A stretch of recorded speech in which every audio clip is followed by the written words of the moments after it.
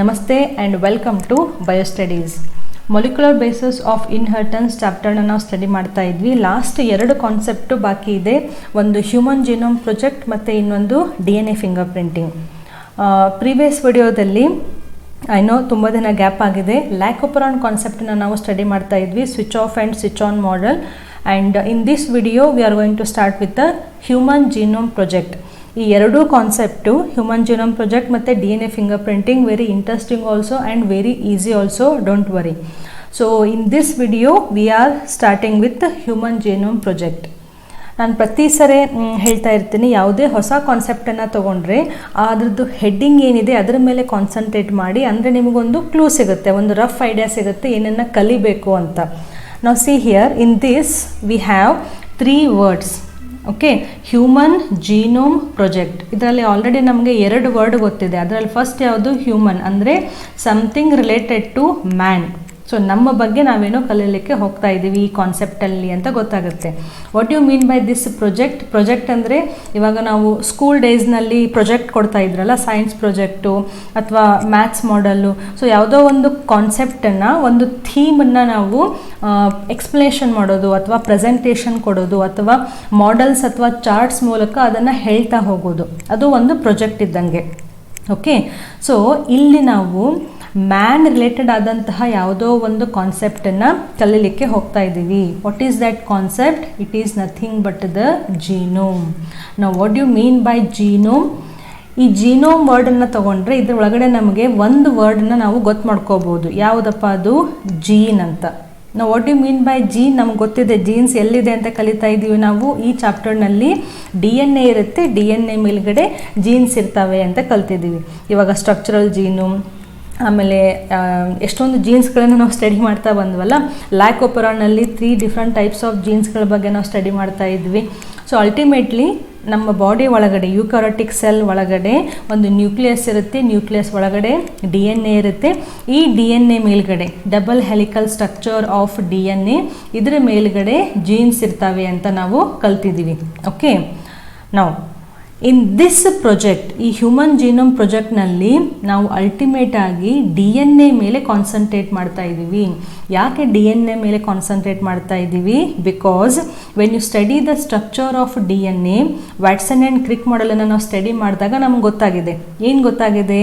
DNA is nothing but a chain of nucleotides ಅಂತ ನಮಗೆ simple ಆಗಿ ಗೊತ್ತಾಗಿದೆ. ನ್ಯೂಕ್ಲಿಯೋಟೈಡ್ಸದ್ದು ಸೀಕ್ವೆನ್ಸ್ ಪೂರ್ತಿಯಾಗಿ ನ್ಯೂಕ್ಲಿಯೋಟೈಡ್ಸ್ಗಳು ಒಂದಕ್ಕೊಂದು ಅಟ್ಯಾಚ್ ಆಗ್ತಾ ಅದ್ರ ಮುಂದ್ಗಡೆ ಇನ್ನೊಂದು ಕಾಂಪ್ಲಿಮೆಂಟರಿ ಒಂದು ಚೈನ್ ಆಗಿ ಅದು ಹೆಲಿಕಲ್ ಆಗಿ ಸುತ್ತಿರುತ್ತೆ ಅಂತ. Are you getting my point? Nucleotide sequence ಯಾಕೆ ಬರುತ್ತೆ ನಾನಿಲ್ಲಿ? See here, if you take the DNA, ಇಲ್ಲಿ ನ್ಯೂಕ್ಲಿಯೋಟೈಡ್ ಸೀಕ್ವೆನ್ಸ್ ಇರುತ್ತೆ. What you mean by nucleotide? Nucleotide ಅನ್ನುವಂತಹ ಸ್ಟ್ರಕ್ಚರು 3 ಕಂಪೋನೆಂಟ್ಸಿಂದ ಆಗಿರುತ್ತೆ. ಯಾವ್ಯಾವುದು? ರಿಕಾಲ್. ಪ್ಲೀಸ್ ಇದನ್ನು ಸ್ಕಿಪ್ ಮಾಡಬೇಡಿ, ಪಾಯಿಂಟ್ಸು ಒಂದಕ್ಕೊಂದು ಕನೆಕ್ಷನ್ ಇರುತ್ತೆ. ನ್ಯೂಕ್ಲಿಯೋಟೈಡ್ಸ್ನಲ್ಲಿ ಏನೇನಿರುತ್ತೆ? ಒಂದು ನೈಟ್ರೋಜನಸ್ ಬೇಸ್ ಇರುತ್ತೆ, ಅದಾದಮೇಲೆ ಶುಗರ್ ಮಾಲಿಕ್ಯೂಲ್ ಇರುತ್ತೆ, ದೆನ್ ಅದಾದಮೇಲೆ ಒಂದು ಫಾಸ್ಫೇಟ್ ಗ್ರೂಪ್ ಇರುತ್ತೆ. ಈ 3 ಕಂಪೋನೆಂಟ್ ಸೇರಿ ನ್ಯೂಕ್ಲಿಯೋಟೈಡ್ಸ್ ಇರ್ತವೆ. ಈ ಒಂದೊಂದು ನ್ಯೂಕ್ಲಿಯೋಟೈಡ್ಗಳು DNA ಮೇಲ್ಗಡೆ ಅಟ್ಯಾಚ್ ಆಗ್ತಾ ಹೋಗಿ ಅವು ಒಂದು ಚೈನನ್ನು ಮಾಡ್ತವೆ. ಇದಕ್ಕೆ ಕಾಂಪ್ಲಿಮೆಂಟರಿ ಆಗಿ ಇನ್ನೊಂದು ಚೈನು ಕಾಂಪ್ಲಿಮೆಂಟರಿ ಬೇಸ್ ಪೇರಿಂಗ್ ಆಗಿ ದೆನ್ ಈ 2 ಚೈನು ಹೀಗೆ ಹೆಲಿಕಲ್ ಆಗಿ ಕಾಯಿಲ್ ಆಗಿರುತ್ತೆ. ಇದು DNA ಸ್ಟ್ರಕ್ಚರ್. ನಾವು when I say nucleotide sequence, for example ಇಲ್ಲಿ A ನೈಟ್ರೋಜನಸ್ ಬೇಸನ್ನು ಹೊಂದಿರುವಂತಹ ನ್ಯೂಕ್ಲಿಯೋಟೈಡ್ ಇರ್ಬೋದು, then T, then G, C, ಏನಿದು? Adenine, thymine, guanine, cytosine. Ultimately ನೀವು DNA ಏನಾದರೂ ಡಿಸೆಕ್ಷನ್ ಮಾಡ್ತಾ ಹೋದರೆ ನಿಮಗೆ ಸಿಗೋದು ಇದು 4 ಹೌದು. ಇದು 4 ನ್ಯೂಕ್ಲಿಯೋಟೈಡ್ಸ್ ಅಥವಾ ಈ 4 ನೈಟ್ರೋಜನಸ್ ಬೇಸನ್ನು ಹೊಂದಿರುವಂತಹ ನ್ಯೂಕ್ಲಿಯೋಟೈಡ್ಸ್ಗಳು. ಒಂದು ಅಡಿನಿನ್, ಥೈಮಿನ್, ಗ್ವಾನಿನ್ ಆ್ಯಂಡ್ ಸೈಟೋಸಿನ್.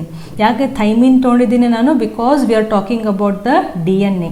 ನಾವು RNA ಬಗ್ಗೆ ಏನಾದರೂ ಹೇಳ್ತಾ ಇದ್ದರೆ ಇಲ್ಲಿ ನಾವು ಯುರಾಸಿಲ್ ಅಂತ ಬರಿತಾ ಇದ್ವಿ.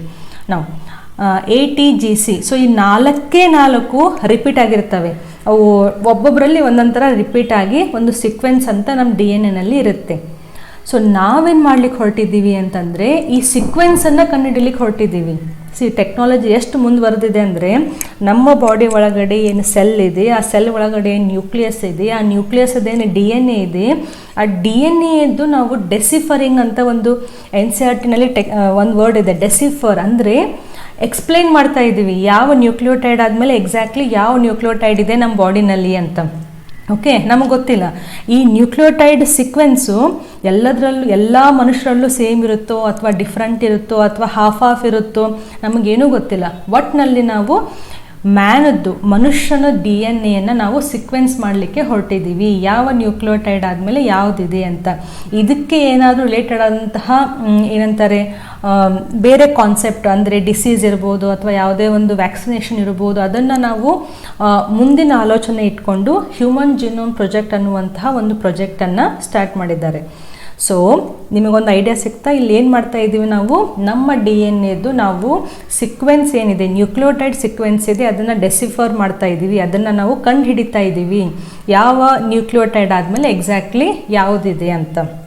ಓಕೆ, ನಾವು ನೆಕ್ಸ್ಟ್ ಕಾನ್ಸೆಪ್ಟ್, ಇವಾಗ ನಾವು ಅಲ್ಟಿಮೇಟ್ಲಿ ನ್ಯೂಕ್ಲಿಯೋಟೈಡ್ಸ್ ಬೇಕು ಅಂತಂದರೆ ಈ DNA ನಾವು ತಗೋಬೇಕಾ? ಇವಾಗ ನಮ್ಮ ಬಾಡಿ ಒಳಗಡೆ DNA ಎಷ್ಟಿದೆ? 2.2 ಮೀಟರ್ ಅಪ್ರಾಕ್ಸಿಮೇಟ್ಲಿ ಹೇಳ್ತಿರೋದು. ಸೊ 2 ಮೀಟರ್ DNA ಇದೆ ಅಂತ ತಿಳ್ಕೊಳ್ಳಿ ಪ್ರತಿಯೊಂದು ನ್ಯೂಕ್ಲಿಯಸ್ ಒಳಗಡೆ.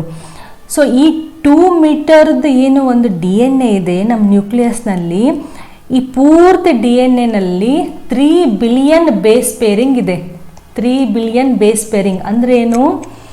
ಇದು ಫುಲ್ ಇದು DNA ಅಂತ ಇಮ್ಯಾಜಿನ್ ಮಾಡಿ. ಇದು 2 ಮೀಟರ್ ಇದೆ ಕಂಪ್ಲೀಟಾಗಿ. ಅಂದರೆ ಒಂದು ಚೈನಲ್ಲಿ 3 ಬಿಲಿಯನ್ ನ್ಯೂಕ್ಲಿಯೋಟೈಡ್ಸ್ ಮತ್ತು ಅದರ ಅಪೋಸಿಟ್ ಚೈನ್ನಲ್ಲಿ 3 ಬಿಲಿಯನ್ ನ್ಯೂಕ್ಲಿಯೋಟೈಡ್ಸ್ ಇದ್ದಾವೆ. ಅದೆರಡು ಪೇರಿಂಗ್ ಆಗಿದೆ, ಹೌದಾ? ಅಂದರೆ ಎಷ್ಟಾಯಿತು? ಅಗೇನ್ 3 ಬಿಲಿಯನ್ ಬೇಸ್ ಪೇರಿಂಗ್ ಅಂತ ಆಯಿತು. ಸೊ ಈ 3 ಬಿಲಿಯನ್ ಬೇಸ್ ಪೇರಿಂಗ್ ಏನಿದೆಯಲ್ಲ, ಇದರದ್ದು ಸೀಕ್ವೆನ್ಸನ್ನು ನಾವು ಕಂಡು ಹಿಡಿಬೇಕು. ಬಟ್ ಈ 2 ಮೀಟರ್ ಕಂಪ್ಲೀಟಾಗಿ DNA ನಾವು ಸೀಕ್ವೆನ್ಸ್ ಮಾಡಬೇಕಾ ಅಥವಾ ಸ್ವಲ್ಪ ಮಾತ್ರ ಮಾಡಿಬಿಟ್ರೆ ಸಾಕಾಗುತ್ತಾ? ಮುಂದೆ ಅದೇ ರಿಪೀಟ್ ಆಗಿರ್ಬೋದು ಅಂತ ಒಂದೇನಾದರೂ ನಮಗೆ ಅಜ್ಮಾಸ್ ಒಂದು ಅಂದಾಜು ಸಿಗ್ಬೋದಾ? ನೆಕ್ಸ್ಟ್ ಕ್ವಶನ್ ಇದು. ಓಕೆ, ಇದಕ್ಕೆ ಆನ್ಸರ್ ಏನು ಅಂತಂದರೆ ನಮ್ಮದೇನು DNA ಏನಿದೆಯಲ್ಲ, 2 ಮೀಟರ್ DNA ಇದೆಯಲ್ಲ, this DNA during cell division it forms what? It forms the chromosomes. ಕರೆಕ್ಟಾ? This we know. ಸೊ ಮ್ಯಾನ್ನಲ್ಲಿ, since we are talking about human being, ಮ್ಯಾನ್ನಲ್ಲಿ 2n ಇಸ್ ಈಕ್ವಲ್ ಟು ಎಷ್ಟಿರುತ್ತಪ್ಪ? So in man 2n is equal to 46. So diploid set of chromosomes ಎಷ್ಟಿದೆ? 46 ಇದೆ. ಈ 46 2n is equal to 46 ಅಂದರೆ n is equal to ಎಷ್ಟಾಯಿತು? 23. So 23 pair of chromosomes ಇದ್ದಾವೆ ನಮ್ಮ ಬಾಡಿನಲ್ಲಿ, ಪ್ರತಿಯೊಂದು ಸೆಲ್ಸ್ನಲ್ಲಿ. ಓಕೆ, ನಾವಿದೇನು 23 ಪೇರ್ಸ್ ಇದಾವಲ್ಲ, ಅಥವಾ ಕನ್ಫ್ಯೂಸ್ ಮಾಡ್ಕೋಬಾರ್ದು. ನಾನು 46 ಅಂತ ಹೇಳಿದಾಗ ಎಲ್ಲ ಕ್ರೋಮೋಸೋಮ್ಸ್ ಬಗ್ಗೆ ಹೇಳ್ತಾ ಇದ್ದೀನಿ ಅಂತ ಅರ್ಥ. ಜಸ್ಟ್ 23 ಅಂತ ಹೇಳ್ತಾ ಇರಬೇಕಾದ್ರೆ ಪೇರ್ ಬಗ್ಗೆ ಹೇಳ್ತಾ ಇದ್ದೀನಿ ಅಂತ ಅರ್ಥ. ಕನ್ಫ್ಯೂಸ್ ಮಾಡ್ಕೊಳ್ಳುವಂತಹ ಅವಶ್ಯಕತೆ ಇಲ್ಲೇ ಇಲ್ಲ. ಇವಾಗ ನಿಮ್ಮ ಕನ್ವೀನಿಯನ್ಸಿಗೆ 46 ಕ್ರೋಮೋಸೋಮ್ಸ್ ಇದಾವೆ ಅಂತಲೇ ಅಂದ್ಕೊಳ್ಳಿ. ಈ 46 ಕ್ರೋಮೋಸೋಮ್ಸ್ ಏನಿದಾವಲ್ಲ, ನೆಕ್ಸ್ಟ್ ಸ್ಲೈಡಲ್ಲಿದೆ. ಇದರಲ್ಲಿ ನಾನು 22 ಅಷ್ಟೇ ಹಾಕಿದ್ದೀನಿ, 22 ಪೇರನ್ನು ಹಾಕಿದ್ದೀನಿ. ಇದು ಒಂದು ಪೇರು, ಇದು ಸೆಕೆಂಡ್ ಪೇರ್, ಇದು ಥರ್ಡ್ ಪೇರ್. ಸೊ ಒಂದೊಂದು ಪೇರಲ್ಲಿ ಆಬ್ವಿಯಸ್ಲಿ 2. ಸೊ ಇಲ್ಲಿ 23 ಪೇರ್ ತೋರಿಸಿದ್ದೀನಿ ಅಂತಂದರೆ 44 ಕ್ರೋಮೋಸೋಮ್ಸ್ ಇದ್ದಾವೆ ಅಂತ ಅರ್ಥ. ಒಂದು ಪೇರಲ್ಲಿ 2 ಆದರೆ 22 ಪೇರ್ನಲ್ಲಿ 44 ಕ್ರೋಮೋಸೋಮ್ಸ್. ಲಾಸ್ಟ್ 2 ಕ್ರೋಮೋಸೋಮ್ಸನ್ನು ನಾನು ತೋರಿಸಿಲ್ಲ. ನಾವು ಈ 46 ಕ್ರೋಮೋಸೋಮ್ಸ್ನಲ್ಲಿ ನಮಗೆ 2 types of chromosomes we have. ಯಾವುದು? ಒಂದು ಆಟೋಸೋಮ್, ಇನ್ನೂ ಒಂದು allosome. I hope you know this, autosomes and allosomes. ಹಾಗಂದ್ರೆ ಏನು? Autosomes, these are the chromosomes which are called as somatic chromosomes. ಅಂದರೆ ನಮ್ಮದು ಸೊಮ್ಯಾಟಿಕ್ ಕ್ಯಾರೆಕ್ಟರ್ಸ್ ಏನಿದಾವಲ್ಲ ಅವನ್ನ ಕಂಟ್ರೋಲ್ ಮಾಡುವಂತಹ ಕ್ರೋಮೋಸೋಮ್ಸ್ಗಳು. ಅಲ್ಲೋಸೋಮ್ಸ್ ಅಂದರೆ ಏನು? Allosomes are nothing but the sex chromosomes. Okay, what do you mean by sex chromosomes? X chromosome ಅಥವಾ Y chromosome. So autosomes ನಮ್ಮಲ್ಲಿ 44 ಇರ್ತವೆ. That means 22 peer ಇರ್ತವೆ. ಎರಡು ಒಂದೇನಾ? 22 ಪೇರ್ ಅಂದರೂ ಒಂದೇ.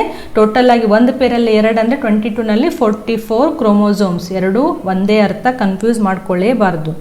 ಸೊ ಟೋಟಲ್ ಆಗಿ 46 ಆಗಬೇಕಾ? ಸೊ ಇಲ್ಲಿ ನೋಡಿ 44 ಅಟೋಸೋಮ್ಸ್ ಇದ್ದಾವೆ, then this is 45 and this is 46 ಅಂತ ಅರ್ಥ. ಅಥವಾ ದಿಸ್ ಈಸ್ 22 ಪೇರ್, ಇದೆರಡು ಸೇರಿ ಒಂದು ಪೇರ್ ಆಯಿತು, ಸೊ 23rd ಪೇರ್. ಸೊ ನಮ್ಮ ಬಾಡಿ ಒಳಗಡೆ ನಾವು coming to this one 22 pair, ಇಲ್ಲೇನು ಪಿಕ್ಚರಲ್ಲಿ ಇದೆಯಲ್ಲ ಇವೆಲ್ಲವೂ ಏನಿವು? All these are the autosomes, these are the autosomes. Last ಇಲ್ಲಿ ತೋರಿಸಿಲ್ಲ, ಅದನ್ನ ನಾನು ಇಲ್ಲಿ ಡ್ರಾ ಮಾಡ್ತೀನಿ. 1 ಪೇರ್ ಆಫ್ ಅಲೋಸೋಮ್ ಇರುತ್ತೆ. In case of women X ಇರುತ್ತಾ, XX ಕ್ರೋಮೋಸೋಮ್, ನಾವು ದಿಸ್ ಈಸ್ XX ಕ್ರೋಮೋಸೋಮ್. ಅಥವಾ in case of males 1X chromosome, okay, and 1Y chromosome. Okay, ಸ್ವಲ್ಪ ಇದನ್ನ ಡಿಫ್ರೆನ್ಷಿಯೇಟ್ ಮಾಡೋಣ ಇಲ್ಲಿಕಂದರೆ ಅರ್ಥ ಆಗಲ್ಲ. Just a minute. So will do X chromosome XX and XY males ಮತ್ತು ಫೀಮೇಲ್ಸ್ನಲ್ಲಿ XX ಕ್ರೋಮೋಸೋಮ್, ಮೇಲ್ಸ್ನಲ್ಲಿ XY ಕ್ರೋಮೋಸೋಮ್, ಎರಡರಲ್ಲಿ ಒಂದಿರಬೇಕು. ನಿಮ್ಗೆ ಗೊತ್ತಾಗಲಿ ಅಂತ ಇಲ್ಲಿ ಡ್ರಾ ಮಾಡ್ತಾ ಇದ್ದೀನಿ. ಎರಡೂ ಡ್ರಾ ಮಾಡಿಬಿಟ್ರೆ 22 ಪೇರ್, 23rd ಪೇರ್, 24 ಪೇರ್ಸ್ ಇರೋದಿಲ್ಲ, 23 ಪೇರ್ಸ್ ಅಷ್ಟೇ ಇರೋದು. 22 ಅಂತೂ ಕಂಪಲ್ಸರಿ. ಮೇಲ್ಸ್ ಇದ್ದರೆ XY ಇರುತ್ತೆ, ಫೀಮೇಲ್ಸ್ ಇದ್ದರೆ XX ಇರುತ್ತೆ. So just imagine these are X chromosomes. Okay, again one more X, Y chromosome. So Y ಕ್ರೋಮೋಸೋಮ್ನ ಸ್ವಲ್ಪ ಡಿಫ್ರೆಂಟಾಗಿ ತೋರಿಸೋಣ. No this is a Y chromosome. ಗೊತ್ತಾಯ್ತಾ? So 22 okay, so we have 22 plus XX ಇರ್ಬೋದು, ಅಥವಾ 22 plus XY. Okay, ಇದು ಫೀಮೇಲ್ಸ್ನಲ್ಲಿ, ಇದು ಮೇಲ್ಸ್ನಲ್ಲಿರುವಂತಹ chromosomes. ನಾವೇನು ಸ್ಟಡಿ ಮಾಡ್ತಾ ಇದ್ವಿ ಇಲ್ಲಿ? DNA ಅಲ್ಟಿಮೇಟ್ಲಿ ಕ್ರೋಮೋಸೋಮ್ಸ್ಗಳನ್ನು ಫಾರ್ಮ್ ಮಾಡುತ್ತೆ ಅಂತ ಕಲಿತಾ ಇದ್ವಿ. ಇವಾಗ ನೋಡಿ, ನಾವು ಒಂದು ಪೇರ್ ಆಫ್ ಕ್ರೋಮೋಸೋಮ್ ಅಂತ ತಗೊಂಡ್ರೆ ನಾವು ಇದನ್ನ ಏನಂತ ಹೇಳ್ತೀವಿ? ಹೋಮೋಲೋಗಸ್ ಕ್ರೋಮೋಸೋಮ್ ಅಂತ ಹೇಳ್ತೀವಿ. ನೆನಪಿದೆಯಾ? ಹೋಮೋಲೋಗಸ್ ಪೇರ್ ಆಫ್ ಕ್ರೋಮೋಸೋಮ್ಸ್ ಅಂದರೆ ಈ ಕ್ರೋಮೋಸೋಮ್ ಮೇಲ್ಗಡೆ ಯಾವ್ಯಾವ ಜೀನ್ಸ್ ಇದಾವಲ್ಲ ಅದೆಲ್ಲವೂ ಈ ಕ್ರೋಮೋಸೋಮ್ ಮೇಲೂ ಇರುತ್ತೆ. Homologous chromosomes. ಓಕೆ, ಹಾಗೆ ನೀವು ಯಾವುದಾದ್ರೂ ಪೇರ್ ತಗೊಳ್ಳಿ. ಇವಾಗ 8th ಪೇರ್ ಆಫ್ ಕ್ರೋಮೋಸೋಮ್ಸ್ ತಗೊಂಡ್ರೆ ಇದೆರಡು ಹೋಮೋಲೋಗಸ್ ಕ್ರೋಮೋಸೋಮ್ಸ್ ಇದೆ. ಅಂದರೆ ಇದರ ಮೇಲೆ ಯಾವ್ಯಾವ ಜೀನ್ಸ್ ಇದಾವೋ ಅದೇ ಜೀನ್ಸು ಇದ್ರ ಮೇಲೆ ಇರ್ತವೆ. ಅಲ್ಲಿಲ್ ಫಾರ್ಮ್ ಅದು ಡಿಫ್ರೆಂಟ್, ಅದನ್ನ ಇಲ್ಲಿ ಕನ್ಫ್ಯೂಸ್ ಮಾಡ್ಕೋಬೇಡಿ. ಒಟ್ಟಿನಲ್ಲಿ ಹೋಮೋಲೋಗಸ್ ಕ್ರೋಮೋಸೋಮ್ಸ್. ಅಲ್ಟಿಮೇಟ್ಲಿ ನಮ್ದೇನು 2.2 ಮೀಟರ್ ಕ್ರೋಮೋಸೋಮ್ಸ್ ಇದು DNA ಇದೆ. ಆ DNA ಸೆಲ್ ಡಿವಿಷನ್ ಆಗಬೇಕಾದ್ರೆ ಇಷ್ಟೊಂದು ಕ್ರೋಮೋಸೋಮ್ಸ್ಗಳನ್ನು ಫಾರ್ಮ್ ಮಾಡುತ್ತೆ. ಅದರಲ್ಲಿ ಒಂದೊಂದು ಪೇರ್ ಏನು ಇದೆಯಲ್ಲ ಅದು ಸಿಮಿಲರ್ ಆಗಿರುತ್ತೆ. ಒಂದು ಫಾದರಿಂದ ಬಂದಿರೋದು, ಒಂದು ಮದರಿಂದ ಬಂದಿರುವಂಥ. ಇದು ಸೊಮ್ಯಾಟಿಕ್ ಕ್ರೋಮೋಸೋಮ್ಸ್ ಬಗ್ಗೆ ನಾನು ಹೇಳ್ತಾ ಇದ್ದೀನಿ. ಸೊ ನಾವು ಈ ಪ್ರತಿಯೊಂದು ಕ್ರೋಮೋಸೋಮ್ಸನ್ನು ಅದರಲ್ಲಿರುವಂತಹ DNA ನಾವು ಸಿಕ್ವೆನ್ಸಿಂಗ್ ಮಾಡೋ ಬದಲು ಒಂದು ಪೇರಲ್ಲಿ ಒಂದನ್ನು ಮಾಡಿದರೆ ಸಾಕಾಗುತ್ತಾ? ಯಾಕಂದರೆ ಮುಂದ್ಗಡೆ ಇರೋದು ಸೇಮ್ ಇರುತ್ತಲ್ಲ. ಸೊ ಒಂದು ಪೇರಲ್ಲಿ ಒಂದು ಕ್ರೋಮೋಸೋಮನ್ನು ಮಾಡಿದರೆ ಸಾಕು, ನಮಗೆ ಅದರದ್ದು ಅಪೋಸಿಟ್, ಅದರದ್ದು ಹೋಮೋಲೋಗಸ್ ಪೇರ್ ಏನಿದೆ ಅಲ್ಲೂ ಕೂಡ ಸೇಮ್ ಇರುತ್ತೆ. ಸೊ ಇಲ್ಲಿ ನೋಡಿ, this is the first chromosome. Okay, then we have this is the second pair of chromosome. Okay, then we have third pair of chromosome. Next ಹಾಗೆ 22 ವರೆಗೂ ಮಾಡ್ತಾ ಬನ್ನಿ, ಅಷ್ಟೊಂದು ಪೇರ್ ಇದೆ ಅಂತ. Imagine this is a girl ಅಥವಾ female ಅಂತ. So ಇದ್ರ ಒಳಗಡೆ ಲಾಸ್ಟ್ 23rd ಪೇರ್ ಏನಿದೆ XX ಕ್ರೋಮೋಸೋಮ್ಸ್, ಇದು XX ಕ್ರೋಮೋಸೋಮ್. ಸೊ ನಾವು ಇದು ಅಷ್ಟು ಕ್ರೋಮೋಸೋಮ್ಸನ್ನು ಅದರಲ್ಲಿರುವಂತಹ DNA ಸಿಕ್ವೆನ್ಸಿಂಗ್ ಮಾಡೋ ಬದಲಿ ಒಂದು ಸೆಟ್ ಮಾಡಿದ್ರೆ ಸಾಕಾಗುತ್ತಲ್ವ, ಯಾಕಂದರೆ ಅದ್ರ ಮುಂದ್ಗಡೆದ್ದು ಸೇಮ್ ಆಗೇ ಇರುತ್ತೆ. ಸೊ ನಾವೇನು ಜೀನೋಮ್ ಅಂತ ಹೇಳ್ತೀವಲ್ಲ, genome is nothing but the complete ಆಗಿ the sum total of genetic material of an organism. The sum total of all the DNA present in an organism is a genome. Remember, the sum total of all the genetic material, all the DNA content, all the genetic content present in an organism, we call it as a genome. But ನಾವು ಮಾಡಬೇಕಾಗಿರೋದು ಏನು ಕೆಲಸ? ಎಲ್ಲವೂ ಮಾಡ್ತಾ ಹೋದರೆ full ಅದು ನಮಗೆ time ತೊಗೊಂಡ್ಬಿಡುತ್ತೆ. ಅದರ ಬದಲಿ ಒನ್ ಹೆಪ್ಲಾಯ್ಡ್ ಸೆಟ್ ಆಫ್ ಕ್ರೋಮೋಸೋಮ್ಸ್ನಲ್ಲಿರುವಂತಹ DNA ಸಿಕ್ವೆನ್ಸಿಂಗ್ ಕಂಡು ಹಿಡಿದ್ಬಿಟ್ವಿ ಅಂತಂದರೆ ನಾವು ಗೆದ್ದಂಗೆ. ಯಾಕೆ ನೆಕ್ಸ್ಟ್ ಅದ್ರದ್ದು ಪೇರದ್ದು ಸೇಮ್ ಆಗೇ ಇರುತ್ತೆ. ಗೊತ್ತಾಗ್ತಿದೆಯಾ? ಒಂದು ಸೀಕ್ವೆನ್ಸ್ ಗೊತ್ತಾದರೆ ಸಾಕು. ಸೊ ಕೆಲವೊಂದು ಬುಕ್ಸ್ನಲ್ಲಿ ಜೀನೋಮ್ ಡೆಫಿನೇಷನ್ನು one haploid set of chromosomes ಅಂತ ಇದೆ, ಕನ್ಫ್ಯೂಸ್ ಮಾಡ್ಕೊಳ್ಳೇಬಾರ್ದು. ಯಾಕೆ ಹೆಪ್ಲಾಯ್ಡ್ ಸೆಟ್ ಅಂತ ಕೊಟ್ಟರು? ಯಾಕಂದರೆ ಈ ಒಂದು ಎರಡು ಇತ್ತು ಅಂದರೆ ಡಿಪ್ಲಾಯ್ಡ್, ಎರಡನ್ನು ಮಾಡಿದರೆ ಡಿಪ್ಲಾಯ್ಡ್ ಕ್ರೋಮೋಸೋಮ್. ಬಟ್ ನಾವು ಒಂದನ್ನು ಮಾತ್ರ ಸೀಕ್ವೆನ್ಸಿಂಗ್ ಕಂಡು ಹಿಡಿತಾ ಇದ್ದೀವಿ, ಯಾಕಂದರೆ ಮುಂದೆಂದು ಸೇಮ್ ಇರುತ್ತೆ, ಹೋಮೋಲೋಗಸ್ ಇರುತ್ತೆ ಅಂತ ನಮಗೆ ಗೊತ್ತು. ಅದಕ್ಕೆ ಜೀನೋಮನ್ನು one haploid set of chromosome ಅಂತಲೂ ಕರೀತಾರೆ. ಒನ್ ಹೆಪ್ಲಾಯ್ಡ್ ಸೆಟ್ ಆಫ್ ಕ್ರೋಮೋಸೋಮ್ಸ್ನಲ್ಲಿ ಎಷ್ಟು DNA ಇದೆ, ಆ DNAದು ಸೀಕ್ವೆನ್ಸಿಂಗನ್ನು ಕಂಡುಹಿಡಿಯೋದು. One and the same, confuse ಮಾಡ್ಕೋಬಾರ್ದು. ಇವಾಗ ನಾವು XX ತೊಗೊಂಡ್ವಿ, ಇಲ್ಲಿ ಫೀಮೇಲ್ ಅಂತ ಆಯಿತು. ಅದೇ ಮೇಲ್ ಇತ್ತು ಅಂತಂದರೆ ಅಟೋಸೋಮ್ಸ್ ಅಂತೂ ಇಲ್ಲಿಂದ 22 ಪೇರ್ವರೆಗೂ ಸೇಮ್ ಇರುತ್ತೆ. Y ಕ್ರೋಮೋಸೋಮ್ ಮಾತ್ರ ಚೇಂಜ್ ಆಗುತ್ತೆ. ಸೊ X ಮತ್ತು this is the Y chromosome, this is X and Y. So ಇವಾಗ ಫೀಮೇಲ್ಸ್ನಲ್ಲಿ ನಾವು ಈ XX ಕೂಡ ಹೋಮೋಲೋಗಸ್ ಇರೋದ್ರಿಂದ ಇಲ್ಲಿ ಕಂಪ್ಲೀಟ್ ಸೆಟ್, ಹೆಪ್ಲಾಯ್ಡ್ ಸೆಟ್ಟನ್ನು ಮಾಡಿದರೆ ಸಾಕು. ಬಟ್ ಮೇಲ್ಸ್ ಒಳಗಡೆ ಹಾಗಾಗಲ್ಲ. ಯಾಕೆ ಹೇಳಿ? ಮೇಲ್ಸ್ ಒಳಗಡೆ ನಮಗೆ 22 ಪೇರ್ವರೆಗೂ ಸೇಮ್ ಇದ್ದಾವೆ. ಬಟ್ ನಮ್ಮದು 23rd ಪೇರಲ್ಲಿ ಹೋಮೋಲೋಗಸ್ ಕ್ರೋಮೋಸೋಮ್ ಇಲ್ಲ. X is different and Y is different. So ಇಲ್ಲಿರುವಂತಹ ಜೀನ್ಸೇ ಬೇರೆ, ಇಲ್ಲಿರುವಂತಹ ಜೀನ್ಸೇ ಬೇರೆ. So only in case of human man ಅಂತ ತಗೊಂಡ್ರೆ, ಮೇಲ್ಸ್ ಅಂತ ತಗೊಂಡ್ರೆ 22 ಪೇರ್ಸ್ದು ನಾವು 22 ಪೇರ್ಸ್ನಲ್ಲಿ ಒನ್ ಸೆಟ್ ಆಫ್ ಹೆಪ್ಲಾಯ್ಡನ್ನು ಸೀಕ್ವೆನ್ಸ್ ಮಾಡಿದರೆ ಸಾಕು. ಬಟ್ ಅಲ್ಲೋಸೋಮ್ಸ್ ಬಂದರೆ ಅಲ್ಲಿ ನಾವು Xನ್ನು ಮಾಡಬೇಕಾಗುತ್ತೆ, Yನ್ನು ಮಾಡಬೇಕಾಗುತ್ತೆ. ನೀಟಿಗೆ ವೆರಿ ವೆರಿ ಇಂಪಾರ್ಟೆಂಟ್ ಕಾನ್ಸೆಪ್ಟ್, ಮರಿಬಾರ್ದು. ಸೊ ಜೀನೋಮ್ ಅನ್ನುವಂಥದ್ದು ನಮ್ಮ ಬಾಡಿನಲ್ಲಿ ಟೋಟಲ್ DNAದು ಸೀಕ್ವೆನ್ಸಿಂಗ್ ಎಷ್ಟಿದೆ, ಸೀಕ್ವೆನ್ಸ್ ಹೆಂಗಿದೆ ಅಂತ ಕಂಡುಹಿಡಿಯೋದು. ಸೀಕ್ವೆನ್ಸ್ ಎಷ್ಟಿದೆ ಅಂತ ನಮ್ಗೆ ಗೊತ್ತಿದೆ, 3 ಬಿಲಿಯನ್ ಬೇಸ್ ಪೇರಿಂಗ್ ಇದೆ ಅಂತ. ಆ ಸೀಕ್ವೆನ್ಸನ್ನು ಡೆಸಿಫರ್ ಮಾಡೋದು. A ಆದಮೇಲೆ ಏನಿದೆ, T ಆದಮೇಲೆ ಏನು ಬಂತು, ನೆಕ್ಸ್ಟ್ ಏನು ಬಂತು, ನೆಕ್ಸ್ಟ್ ಏನು ಬಂತು, ಹಾಗೆ 3 ಬಿಲಿಯನ್ ಸೀಕ್ವೆನ್ಸಿಂಗನ್ನು ಕಂಡುಹಿಡಿತಾ ಹೋಗೋದು. ಎಷ್ಟು ನಾವು DNA ಮಾಡಬೇಕು, ಹೆಪ್ಲಾಯ್ಡ್ ಸೆಟ್ಟನ್ನು ಮಾಡಿದರೆ ಸಾಕು. ಬಟ್ ಎಕ್ಸ್ಟ್ರಾ Yಯನ್ನು ಕೂಡ ಮಾಡಬೇಕು ಇನ್ ಕೇಸ್ ಆಫ್ ಮೇಲ್ಸ್. ಇಷ್ಟು ಗೊತ್ತಾಯ್ತಾ ನಿಮಗೆ? ಸೊ ಕನ್ಫ್ಯೂಸ್ ದಯಮಾಡಿ ಆಗಬೇಡಿ. ಟೋಟಲ್ ಆಗಿ ಎಷ್ಟು DNA ಇದೆ ಅಂತ ನಾವು ಸೀಕ್ವೆನ್ಸ್ ಮಾಡ್ತಾ ಇದ್ದೀವಿ. ನಾವು ಇವಾಗ ಎಕ್ಸಾಕ್ಟ್ ಆಗಿ ಹ್ಯೂಮನ್ ಜೀನೋಮ್ ಪ್ರಾಜೆಕ್ಟನ್ನು ಸ್ಟಾರ್ಟ್ ಮಾಡಿ ಅವರು ಏನು ಮಾಡಿದರು ಮತ್ತು ಹೆಂಗೆ ಮಾಡಿದರು. Human genome project, it is a mega project. Human genome project is a mega project. ಯಾಕೆ ಮೆಗಾ ಪ್ರಾಜೆಕ್ಟ್ ಅಂತ ನಿಮಗೆ ಅರ್ಥ ಆಗುತ್ತೆ. ಮೆಗಾ ಅಂದರೆ ದೊಡ್ಡದು ಅಂತ ಸ್ವಲ್ಪ ಇಲ್ಲಿ ಗೊತ್ತಾಗಿದೆ.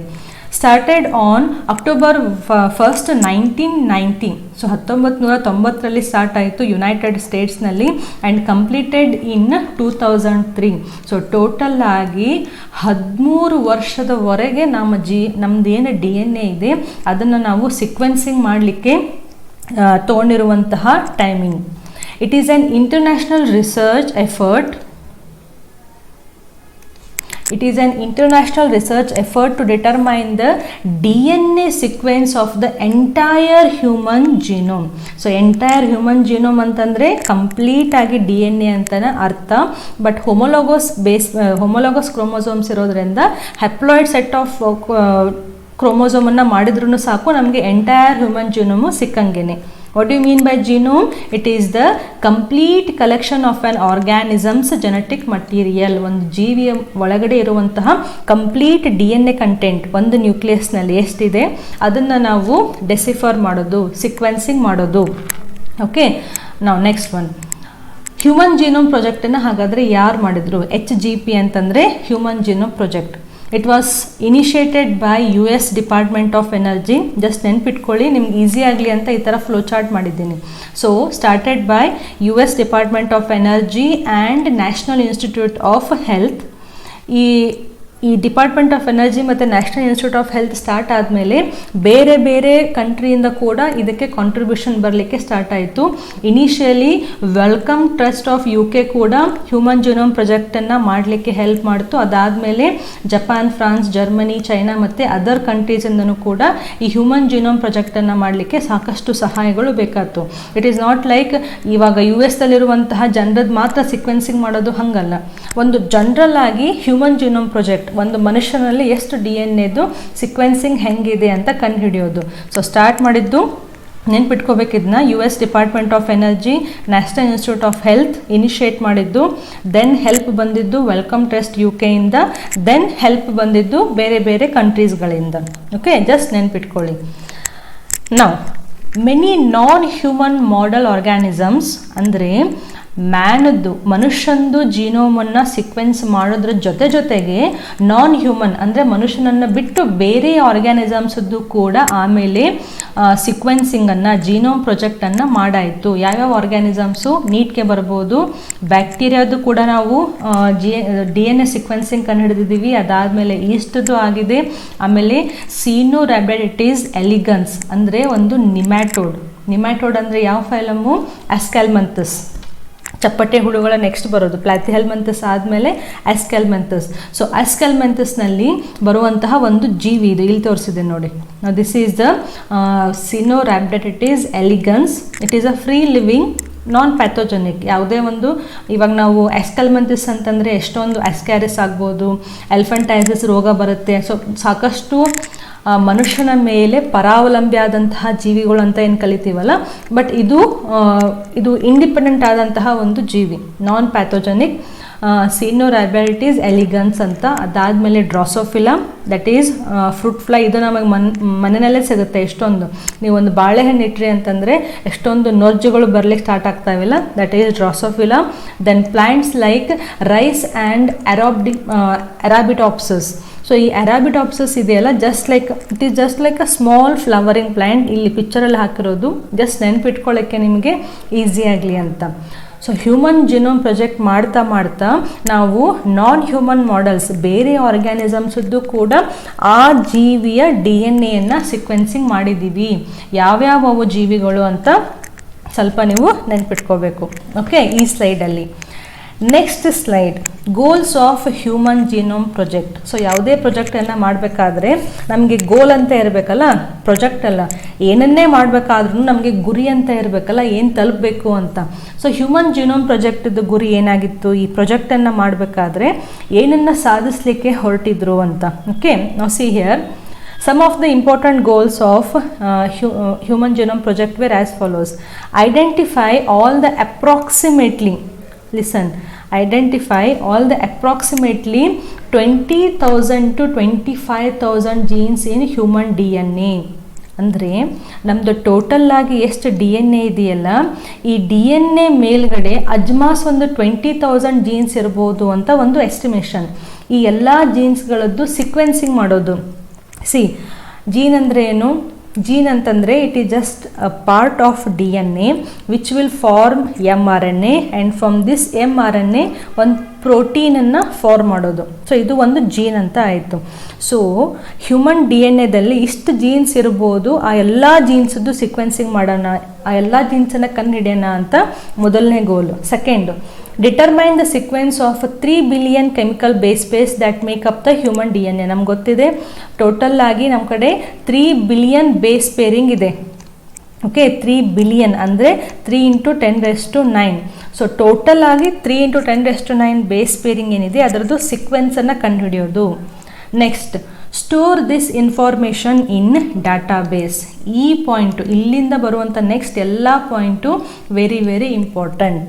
Store this information in databases. What do you mean by this? See here, just ಒಂದು ರಫ್ ಕ್ಯಾಲ್ಕುಲೇಷನ್ NCERT ಟೆಕ್ಸ್ಟ್ ಬುಕ್ನಲ್ಲಿ ಇದೆ, ಅದನ್ನು ನಾನು ಜಸ್ಟ್ ಇಲ್ಲಿ ನಿಂಗೆ ಶಾರ್ಟಾಗಿ ಹೇಳ್ಕೊಡ್ತೀನಿ. ಏನಪ್ಪ ಅಂದರೆ, ಇವಾಗ ನಮಗೆ ಗೊತ್ತಿದೆ 2 ಮೀಟರ್ DNA ಇದೆ ಅಂತ. ಓಕೆ, ಈ DNAದಲ್ಲಿ 10⁹ base pairing, 10 billion base pairing ಇದೆ. ಅದರದ್ದು ಸಿಕ್ವೆನ್ಸ್ ಏನಿದೆ ಅಂತ ನಾವು ಕಂಡುಹಿಡಿಲಿಕ್ಕೆ ಹೋಗ್ತಾ ಇದ್ದೀವಿ.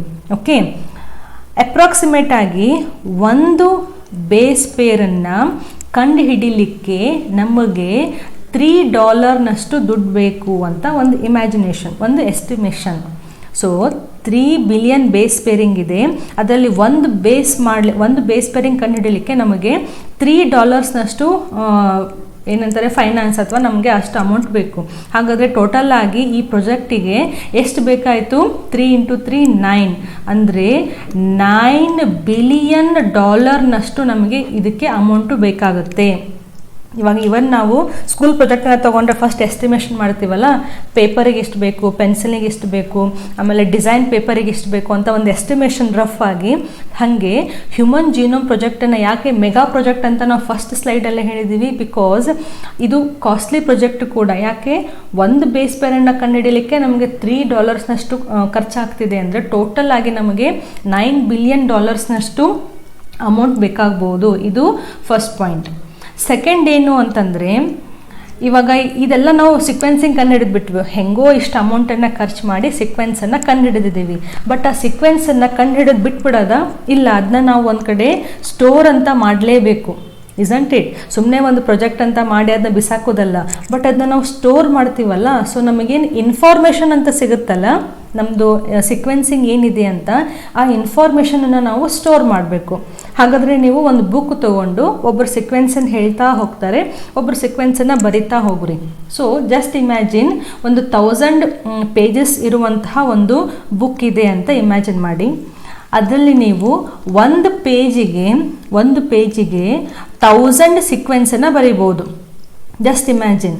ಹಾಗಾದರೆ ಟೋಟಲ್ ಆಗಿ ನಿಮಗೆ 3300 ಬುಕ್ಸ್ ಬೇಕಾಗ್ತವೆ. ಜಸ್ಟ್ ಒಂದು ಅಪ್ರಾಕ್ಸಿಮೇಟಾಗಿ ಕ್ಯಾಲ್ಕುಲೇಷನ್ ನೆನಪಿಟ್ಕೊಳ್ಳಿ. ಸೊ ಒಂದು ಹ್ಯೂಮನ್ ಜೀನೋಮ್ ಪ್ರಾಜೆಕ್ಟ್, ಒಬ್ಬ ಮನುಷ್ಯನದ್ದು ಅಂದರೆ ಹ್ಯೂಮನ್ ಬೀಯಿಂಗ್ನಲ್ಲಿ ಒಂದು ಜನರಲ್ ಆಗಿ ಮನುಷ್ಯನದ್ದು DNA ಸೀಕ್ವೆನ್ಸಿಂಗ್ ಬರೀಲಿಕ್ಕೆ ನಮಗೆ 3300 ಬುಕ್ಸ್ನಷ್ಟು ನಮಗೆ ಸ್ಟೋರೇಜ್ ಕೆಪಾಸಿಟಿ ಬೇಕು. ಸೊ ಇದನ್ನೆಲ್ಲ ಮಾಡ್ತಾ ಸೈಂಟಿಸ್ಟ್ಗಳು ಒಂದು ಹೊಸ ಏನಂತಾರೆ ಬ್ರಾಂಚ್ ಆಫ್ ಬಯಾಲಜಿಯನ್ನೇ ಸ್ಟಾರ್ಟ್ ಮಾಡಿದರು. ಏನದು? That is called as bio informatics. Just a minute. So what is that branch of biology? Very important. It is called as bioinformatics. Okay, what is this bioinformatics? It is the branch of biology which is dealing with the storage and analysis of all these sequence. ಅಂದರೆ ನಮಗೇನಿಲ್ಲಿ problem ಅಂತ ಇದೆಯಲ್ಲ, ಈ ಸೀಕ್ವೆನ್ಸನ್ನು store ಮಾಡಲಿಕ್ಕೆ, ಅದನ್ನು ನಾವು ಹೇಗೆ ಈಸಿಯಾಗಿ solve ಮಾಡ್ಬೋದು ಅಂತಂದರೆ, we will design some computer based programs. ಅಂದರೆ ಇದೆಲ್ಲ ಸೀಕ್ವೆನ್ಸನ್ನು ನಾವು ಎಲ್ಲಿ ಸ್ಟೋರ್ ಮಾಡ್ತಾ ಇದ್ದೀವಿ? ಕಂಪ್ಯೂಟರ್ನಲ್ಲಿ ಸ್ಟೋರ್ ಮಾಡಬಹುದಾ ಈಸಿಯಾಗಿ, ಸೊ ದ್ಯಾಟ್ ಲೈಫ್ ಲಾಂಗ್ ಅದನ್ನು ನಾವು ರೆಫರ್ ಮಾಡ್ಬೋದು. ಸೊ ಕಂಪ್ಯೂಟರ್ನಲ್ಲಿ ಕೆಲವೊಂದು ಪ್ರೋಗ್ರಾಮ್ಸ್ಗಳನ್ನು ನಾವು ಹೆಂಗೆ ಬಿಲ್ಡ್ ಮಾಡೋಣ ಅಂತಂದರೆ, ಆ ಕಂಪ್ಯೂಟರ್ ಪ್ರೋಗ್ರಾಮು ಈ ಸೀಕ್ವೆನ್ಸನ್ನು, ಎಷ್ಟು ಸೀಕ್ವೆನ್ಸು? 3 ಬಿಲಿಯನ್ ಬೇಸ್ ಪೇರಿಂಗ್ ಸೀಕ್ವೆನ್ಸನ್ನು ಸ್ಟೋರ್ ಮಾಡುವಂತಹ ಒಂದು ಪ್ರೋಗ್ರಾಮನ್ನು ನಾವು ಮಾಡೋಣ. ಸೊ ದ್ಯಾಟ್ ಅದನ್ನು ನಾವು ಅನಲೈಸ್ ಮಾಡ್ಬೋದು, ಯಾವಾಗ ಬೇಕು ಅವಾಗ ಅದನ್ನು ನಾವು ರೆಫರ್ ಮಾಡ್ಬೋದು ಅಂತ. ಸೊ ಇದನ್ನು ಮಾಡ್ತಾ ಹುಟ್ಕೊಂಡಂತಹ ಇನ್ನೊಂದು branch of biology bio informatics. ಇವಾಗ ಇದಕ್ಕೆ ತುಂಬ ವ್ಯಾಲ್ಯೂ ಇದೆ. ಅಫ್ಕೋರ್ಸ್ ಇವನ್ ನಾವು BSc ಅವಾಗ ಬಯೋ ಇನ್ಫಾರ್ಮೆಟಿಕ್ಸ್ ತುಂಬ ಬ್ಲೂಮಿಂಗ್. ಇವನ್ ನಾನು ಕೂಡ ಡಿಪ್ಲೊಮಾ ಇನ್ ಬಯೋ ಇನ್ಫಾರ್ಮೆಟಿಕ್ಸ್ ಮಾಡಿದ್ದೇನೆ. So it is a very emerging field bio informatics. So ನಾವೆಲ್ಲಿದ್ವಿ? ನಾವು ಸ್ಟೋರೇಜ್ ಬಗ್ಗೆ ಮಾತಾಡ್ತಾ ಇದ್ವಿ. ಹ್ಯೂಮನ್ ಜೀನೋಮ್ ಪ್ರಾಜೆಕ್ಟ್ ಮಾಡ್ತಾ ಇದ್ವಿ, $9 ಬಿಲಿಯನ್ ಖರ್ಚು ಮಾಡ್ತಾ ಇದ್ದೀವಿ. ಅಲ್ಟಿಮೇಟ್ಲಿ ಸೀಕ್ವೆನ್ಸನ್ನು ನಾವು ಎಲ್ಲಿ ಸ್ಟೋರ್ ಮಾಡೋದು? It is a computer based program. Okay, come here. Improve tools for data analysis. Data ಅಂದರೆ ಏನು? ನಮ್ಮ ಕಡೆ ಇರುವಂತಹ ಸೋರ್ಸ್. ಸೊ ನಮಗೆ ಸೀಕ್ವೆನ್ಸಿಂಗ್ ಸಿಕ್ಬಿಟ್ಟಿದೆ, ಯಾವ ನ್ಯೂಕ್ಲಿಯೋಟೈಡ್ ಆದಮೇಲೆ ಯಾವ ನ್ಯೂಕ್ಲಿಯೋಟೈಡ್ ಇದೆ ಅಂತ. ಅದನ್ನು ನಾವು ಇನ್ನೂ ಇಂಪ್ರೂವ್ ಆಗಿ ಹೇಗೆ ಸ್ಟೋರ್ ಮಾಡ್ಬೋದು, ಸೊ ದ್ಯಾಟ್ ಅದನ್ನು ನಾವು ಕಂಪೇರ್ ಮಾಡೋಕ್ಕೆ, ಸ್ಟಡಿ ಮಾಡೋಕ್ಕೆ ಹೆಲ್ಪ್ ಆಗುತ್ತೆ. ಅದು ಕೂಡ HGPದು ಒಂದು ಗೋಲ್ ಆಗಿತ್ತು. Transfer related technologies to other sectors such as industries. Okay, this is very interesting. So ನಿಮಗೆ ಹ್ಯೂಮನ್ ಬೀಯಿಂಗ್ನಲ್ಲಿ ಸೀಕ್ವೆನ್ಸಿಂಗ್ ತುಂಬ ಇಂಟ್ರೆಸ್ಟಿಂಗ್ ಹೆಂಗಿರ್ಬೋದು ಅಂತ ಕಂಡುಹಿಡಲಿಕ್ಕೆ ಪ್ರಾಜೆಕ್ಟ್ ಸ್ಟಾರ್ಟ್ ಮಾಡಿದ್ರಿ, ಸಕ್ಸಸ್ಫುಲ್ ಆಗಿ ಪ್ರಾಜೆಕ್ಟ್ ಕಂಪ್ಲೀಟ್ ಮಾಡಿದ್ರಿ. 3 ಬಿಲಿಯನ್ ಬೇಸ್ ಪೇರಿಂಗ್ದು ಸೀಕ್ವೆನ್ಸ್ ಸಿಕ್ತು, ಅದನ್ನು ನೀವು ಕಂಪ್ಯೂಟರ್ನಲ್ಲಿ ಹಾಕಿದ್ರಿ, ಸ್ಟೋರ್ ಮಾಡಿದ್ರಿ, ದ್ಯಾಟ್ಸ್ ಫೈನ್. What next? ಅದನ್ನು ಇಟ್ಕೊಂಡು, ಆ ಸೀಕ್ವೆನ್ಸನ್ನು ಇಟ್ಕೊಂಡು ನಾವೇನು ಮಾಡ್ತಾ ಇದ್ದೀವಿ? ಅದಕ್ಕೇನು ಮಾಡೋದು, ಇದೇನು ನಮಗೆ ಇನ್ಫಾರ್ಮೇಷನ್ ಅಂತ ಸಿಗುತ್ತಲ್ಲ, ಆ ಇನ್ಫಾರ್ಮೇಷನನ್ನು ನಾವು ರಿಲೇಟೆಡ್ ಇಂಡಸ್ಟ್ರಿಗಳಿಗೆ ಆ ಇನ್ಫಾರ್ಮೇಷನ್ ಕೊಡೋದು. ಅದನ್ನು ಅವರು ಇಟ್ಕೊಂಡು ಹ್ಯೂಮನ್ ಜೀನ್ಸ್ ಬಗ್ಗೆ, ನಮಗೆ ಬರುವಂತಹ ಕೆಲವೊಂದು ಡಿಸೀಸಸ್, ಡಿಸಾರ್ಡರ್ಸ್ ಬಗ್ಗೆ, ಅದರ್ ರಿಲೇಟೆಡ್ ಯಾವುದಾದ್ರೂ ಮ್ಯೂಟೇಷನ್ಸ್ ಬಗ್ಗೆ ಇಂಡಸ್ಟ್ರೀಸ್ನಲ್ಲಿ ಸ್ಟಡಿ ಮಾಡಿ ಒಂದು ರಿಲೇಟೆಡ್ ಯಾವುದೋ ವ್ಯಾಕ್ಸಿನೇಷನು ಅದನ್ನು ಅವರು ಕಂಡುಹಿಡಿಬೋದು. Just a rough example I am giving. So human genome project just sequence ಮಾಡಿ ಬಿಡೋದಲ್ಲ, ಅಲ್ಲಿ ಬರುವಂತಹ ಏನು ಇನ್ಫಾರ್ಮೇಷನ್ ಇದೆ ಅದನ್ನು ಇಂಡಸ್ಟ್ರೀಸ್ಗಳಿಗೆ ಪಾಸ್ ಆನ್ ಮಾಡೋದು. And last goal, this is also very important for neat, address the ethical, legal and social issues, ELSI, ethical, legal, social issues that may arise from the project. ಅಂದರೆ ಈ ಪ್ರಾಜೆಕ್ಟನ್ನು ಮಾಡ್ತಾ ಮಾಡ್ತಾ ಕೆಲವೊಂದು ಸಮಸ್ಯೆಗಳು ಅಥವಾ ಇಶ್ಯೂಗಳು ಬರ್ಬೋದು. ಎಥಿಕಲ್ ಆಗಿರ್ಬೋದು, ಅದು ಲೀಗಲ್ ಆಗಿರ್ಬೋದು, ಅಥವಾ ಸೋಷಿಯಲ್ ಇಶ್ಯೂಸ್ ಆಗಿರ್ಬೋದು. ಅಂದರೆ ಯಾಕೆ ಹ್ಯೂಮನ್ನದ್ದೇ ಮಾಡಬೇಕು, ಇಲ್ಲ ನೀವು ಹಂಗೆ ಮಾಡೋಂಗಿಲ್ಲ, ಯಾಕಂದರೆ ಏನಂತಾರೆ, ಎರಡು ಪಾಸಿಟಿವ್ ಮತ್ತು ನೆಗೆಟಿವ್. ಕೆಲವೊಬ್ಬರು ಇಲ್ಲ ಹ್ಯೂಮನದ್ದು ಹಾಗೆಲ್ಲ ನಾವು ಮಾಡೋಕ್ಕೆ ಹೋಗಬಾರ್ದು, ಕೆಲವೊಂದು ಸಾಕಷ್ಟು ಇಶ್ಯೂಸ್ಗಳು ಬರ್ತವೆ ಸೊಸೈಟಿನಲ್ಲಿ. ಆ ಎಲ್ಲ ಇಶ್ಯೂಸಿಗೆ ಕರೆಕ್ಟಾಗಿ ಆನ್ಸರ್ ಮಾಡುವಂತಹ ಒಂದು ಅಡ್ರೆಸ್ ಮಾಡುವಂತಹ ಒಂದು ಪ್ರಾಜೆಕ್ಟನ್ನು ಸ್ಟಾರ್ಟ್ ಮಾಡಿದರು. ಓಕೆ, ಸೊ ಹ್ಯೂಮನ್ ಜೀನೋಮ್ ಪ್ರಾಜೆಕ್ಟದ್ದು ಇದೆಲ್ಲ ಗೋಲ್ಸನ್ನು ಜಸ್ಟ್ ನೀವು ಒಂದ್ಸತಿ ರಿವೈಸ್ ಮಾಡಿ, ಇವಾಗನೇ ಪಾಸ್ ಮಾಡಿ ವಿಡಿಯೋನ, ಅಂದರೆ ನಿಮಗೆ ಈಸಿಯಾಗಿ ನೆನ್ಪಿಟ್ಕೊಳ್ಳೋಕ್ಕೆ ಸಾಧ್ಯ. ನಾವು ನೆಕ್ಸ್ಟ್ ಈ ಪಿಕ್ಚರಲ್ಲಿ ಜಸ್ಟ್ ಎ ಮಿನಿಟ್. ಓಕೆ, ಈ ಪಿಕ್ಚರಲ್ಲಿ ನಾವು ಬುಕ್ಸ್ನಲ್ಲಿ ಅದನ್ನು ಸೀಕ್ವೆನ್ಸಿಂಗ್ ಬರಿತಾ ಹೋದರೆ ಹೆಂಗೆ ಆಗ್ಬೋದು ಅಂತ. ಸೊ ಇಲ್ಲಿರುವಂಥ ಕಂಟಿನ್ಯೂಸ್ ಲೈನ್ಸ್ ಏನಿದೆಯಲ್ಲ, ನ್ಯೂಕ್ಲಿಯೋಟೈಡ್ ಸೀಕ್ವೆನ್ಸನ್ನು ಬರಿತಾ ಹೋದಂತಹ ಲೈನ್ಸ್ಗಳು. ಸೊ ಇಷ್ಟೊಂದು ಕಾಂಪ್ಯಾಕ್ಟಾಗಿ, ಯಾಕಂದರೆ ಒಂದು ಪೇಜಲ್ಲಿ 1000 ಸೀಕ್ವೆನ್ಸನ್ನು ಬರಿಬೋದು ಅಂತ ನಾವೇನು ಹೇಳಿದ್ವಲ್ಲ, ನೀವು ಹಾಗೆ ಬರಿತಾ ಹೋದರೆ ಬುಕ್ಕು ಇಷ್ಟು ಕ್ಲೋಸ್ ಆಗುತ್ತೆ ಅಂತ. ಜಸ್ಟ್ ಇದು ಸಿಕ್ಕಿರೋದು ಗೂಗಲಲ್ಲಿ. So chromosome number 2, chromosome number 3, chromosome number 4, ಯಾಕಂದರೆ ನಮ್ದು ಎಷ್ಟಿದೆ 46 ಕ್ರೋಮೋಸೋಮ್ಸ್ ಇದ್ದಾವೆ. ಸೊ ಹಾಗೆ ಒಂದೊಂದು ಕ್ರೋಮೋಸೋಮದ್ದು ಒಂದೊಂದು ಪೂರ್ತಿ ಬುಕ್ ಬರಿತಾ ಹೋಗೋದು ಸೀಕ್ವೆನ್ಸಿಂಗ್. ಒಂದೊಂದು ಕ್ರೋಮೋಸೋಮ್ಗೆ ಸಾಕಷ್ಟು 5-6 ಬುಕ್ಸ್ಗಳು ಇಲ್ಲಿ ಬೇಕಾಗಿದ್ದಾವೆ ಸೀಕ್ವೆನ್ಸಿಂಗ್ ಬರಿತಾ ಹೋದಂಗೆ. ಇನ್ನೂ ಒಂದು ಡೈಗ್ರಾಮು ಟೆಕ್ಸ್ಟ್ ಬುಕ್ಕಿಂದ ಹ್ಯೂಮನ್ ಜೀನೋಮ್ ಪ್ರಾಜೆಕ್ಟ್ ರಿಪ್ರೆಸೆಂಟ್ ಮಾಡಿರೋದು. ಹೆಂಗೆ, ಮನುಷ್ಯಂದು ಯೂಕ್ಯಾರಿಯೋಟಿಕ್ ಸೆಲ್ ತಗೊಂಡ್ರೆ ನ್ಯೂಕ್ಲಿಯಸ್ ಒಳಗಡೆ ಏನಿದೆ, DNA ಇದೆ. ಈ DNA ಏನು ಮಾಡ್ತಾ ಇದೆ, ಕ್ರೋಮೋಸೋಮನ್ನು ಫಾರ್ಮ್ ಮಾಡ್ತಾ ಇದೆ. ಈ ಕ್ರೋಮೋಸೋಮಲ್ಲಿ ಅಲ್ಟಿಮೇಟ್ಲಿ ಏನಿದೆ, DNA ಇದೆ ಇಲ್ಲಿ. ಓಕೆ, DNA ಅಂದರೆ ಏನು, ನ್ಯೂಕ್ಲಿಯೋಟೈಡ್ದು ಚೈನ್. ಇದು ಇಲ್ಲಿ ಹೆಲಿಕಲ್ ಮಾಡೆಲ್ ತೋರಿಸಿದ್ದಾರೆ ಅಷ್ಟೇ. ಸೊ ಈ ಸೀಕ್ವೆನ್ಸನ್ನು ನಾವು ಕಂಡುಹಿಡಿತಾ ಹೋಗ್ತಾ ಇದ್ದೀವಿ. ಇಲ್ಲಿ T ಆದಮೇಲೆ G ಆದಮೇಲೆ T ಆದಮೇಲೆ A. ಸೊ ಇದು ಸೀಕ್ವೆನ್ಸಿಂಗ್ನ ನಾವು ಡೆಸಿಫರ್ ಮಾಡ್ತಾ ಹೋಗ್ತಿದ್ದೀವಿ. ಅದನ್ನು ಅಲ್ಟಿಮೇಟ್ಲಿ ನಾನು ಹೇಳಿದ್ನಲ್ಲ, ಕಂಪ್ಯೂಟರ್ ಬೇಸ್ಡ್ ಪ್ರೋಗ್ರಾಮ್ನಲ್ಲಿ ನಾವು ಸ್ಟೋರ್ ಮಾಡ್ತಾ ಹೋಗೋದು. ಸೊ ದ್ಯಾಟ್ ಫೀಲ್ಡ್ ಯಾವುದು, ಬಯೋ ಇನ್ಫಾರ್ಮೆಟಿಕ್ಸ್. ನೆನ್ಪಿಟ್ಕೋಬೇಕು ಇದನ್ನ, ಬಯೋ ಇನ್ಫಾರ್ಮೆಟಿಕ್ಸ್. ಓಕೆ, ಸೊ ಇದೇನು ನಮಗೆ ಸಿಕ್ಕಿದೆ ಡಾಟಾ, ಅದನ್ನು ನಾವು ಸ್ಟೋರ್ ಮಾಡಿ ರಿಲೆವೆಂಟ್ ಆದಂತಹ ಇಂಡಸ್ಟ್ರಿಗಳಿಗೆ ಪಾಸ್ ಆನ್ ಮಾಡೋದು. Next question, what is the methodology? So ನಮ್ಗೆ ಗೊತ್ತಾಯಿತು ನಮಗೆ ಏನು ಮಾಡಬೇಕು ಅಂತ. ಪ್ರಾಜೆಕ್ಟ್ ನಿಮಗೆ ಫೋಟೋಸಿಂಥಸಿಸ್ ಮಾಡಬೇಕು ಅಂತ ಫಾರ್ ಎಕ್ಸಾಂಪಲ್ ಗೊತ್ತಾಗಿದೆ, ದ್ಯುತಿ ಸಂಶ್ಲೇಷಣೆ ಪ್ರಾಜೆಕ್ಟ್. ಅದನ್ನ ನೀವು ಹೆಂಗೆ ಮಾಡ್ತೀರಾ, ಅದನ್ನ ಫಸ್ಟ್ ನೀವು ಅದನ್ನು ಪ್ರೂವ್ ಮಾಡಲಿಕ್ಕೆ ನಿಮ್ಗೆ ಏನೇನು ಇನ್ಸ್ಟ್ರೂಮೆಂಟ್ ಬೇಕು, ಅದರದ್ದು ಮೆಥಡ್ ಏನು, ಪ್ರೊಸೀಜರ್ ಏನು, ಅದು ಕೂಡ ಇಂಪಾರ್ಟೆಂಟಾ. ಸೊ ನಾವು ಇಷ್ಟೆಲ್ಲ ಮಾಡಬೇಕಂದ್ರೆ ಇದು ನಮ್ಮದು ಒಂದು ರಫ್ ಐಡಿಯಾ. ಮನುಷ್ಯಂದು ಅಲ್ಟಿಮೇಟ್ಲಿ ಕಂಪ್ಯೂಟರಲ್ಲಿ ನಮಗೆ DNA ಸೀಕ್ವೆನ್ಸು ಸ್ಟೋರ್ ಆಗಬೇಕು ಅಂತ. ಹೆಂಗೆ ಮಾಡೋದು, that is the next question, very very important. Methodologies, 2 ಮೆಥಡನ್ನು ಫಾಲೋ ಮಾಡಿದರು. ಒಂದನ್ನು ಎಕ್ಸ್ಪ್ರೆಸ್ಡ್ ಸೀಕ್ವೆನ್ಸ್ ಟ್ಯಾಗ್ಸ್ ಅಂತಾರೆ, ಇನ್ನೊಂದು ಸೀಕ್ವೆನ್ಸ್ ಅನೋಟೇಷನ್ ಅಂತಾರೆ. ಏನಪ್ಪ ಇದು, ನಾವು imagine this is a DNA piece. Okay, this is the DNA. ನಮಗೆ ಗೊತ್ತಿದೆ ಈ DNA ಮೇಲ್ಗಡೆ ಅಲ್ಲಲ್ಲಿ ಜೀನ್ಸ್ ಇರ್ತವೆ, ಅಂದರೆ ಕೋಡಿಂಗ್ ರೀಜನ್ಸ್ ಇರ್ತವೆ. This is the coding region. Okay, ಇಲ್ಲಿ ಇನ್ನೂ ಒಂದು ಜೀನ್ ಇದೆ, this is also the coding region. Okay, ಇದರ ಮಧ್ಯ ಏನು ಪಾರ್ಟ್ ಇದೆಯಲ್ಲ, this part it is not coding anything. ಇಲ್ಲಿ ಸೀಕ್ವೆನ್ಸಿಂಗ್ ಇದೆ, ಬಟ್ ಆ ಸೀಕ್ವೆನ್ಸ್ ಯಾವುದೇ ಜೀನನ್ನು ರಿಪ್ರೆಸೆಂಟ್ ಮಾಡ್ತಾ ಇಲ್ಲ. ಅದು ಜೀನನ್ನು ರಿಪ್ರೆಸೆಂಟ್ ಮಾಡ್ತಾ ಇಲ್ಲ ಅಂದರೆ ಅಲ್ಲಿ ಅದು ಅದನ್ನು ಕೋಡ್ ಮಾಡ್ತಾ ಇಲ್ಲ, ಯಾವುದೇ ಕ್ಯಾರೆಕ್ಟರನ್ನು ಅದು ಕೋಡ್ ಮಾಡ್ತಾ ಇಲ್ಲ. ಸೊ ದಿಸ್ ಪಾರ್ಟ್ ಏನಾಯಿತು, this is a non coding region. Okay, so ನಮ್ಮದು ಎಂಟೈರ್ DNA ತೊಗೊಂಡ್ರೆ ನಮಗೆ ಕೋಡಿಂಗ್ ರೀಜನ್ಸು ಸಿಗುತ್ತೆ ಮತ್ತು ನಾನ್ ಕೋಡಿಂಗ್ ರೀಜನ್ಸು ಸಿಗುತ್ತೆ.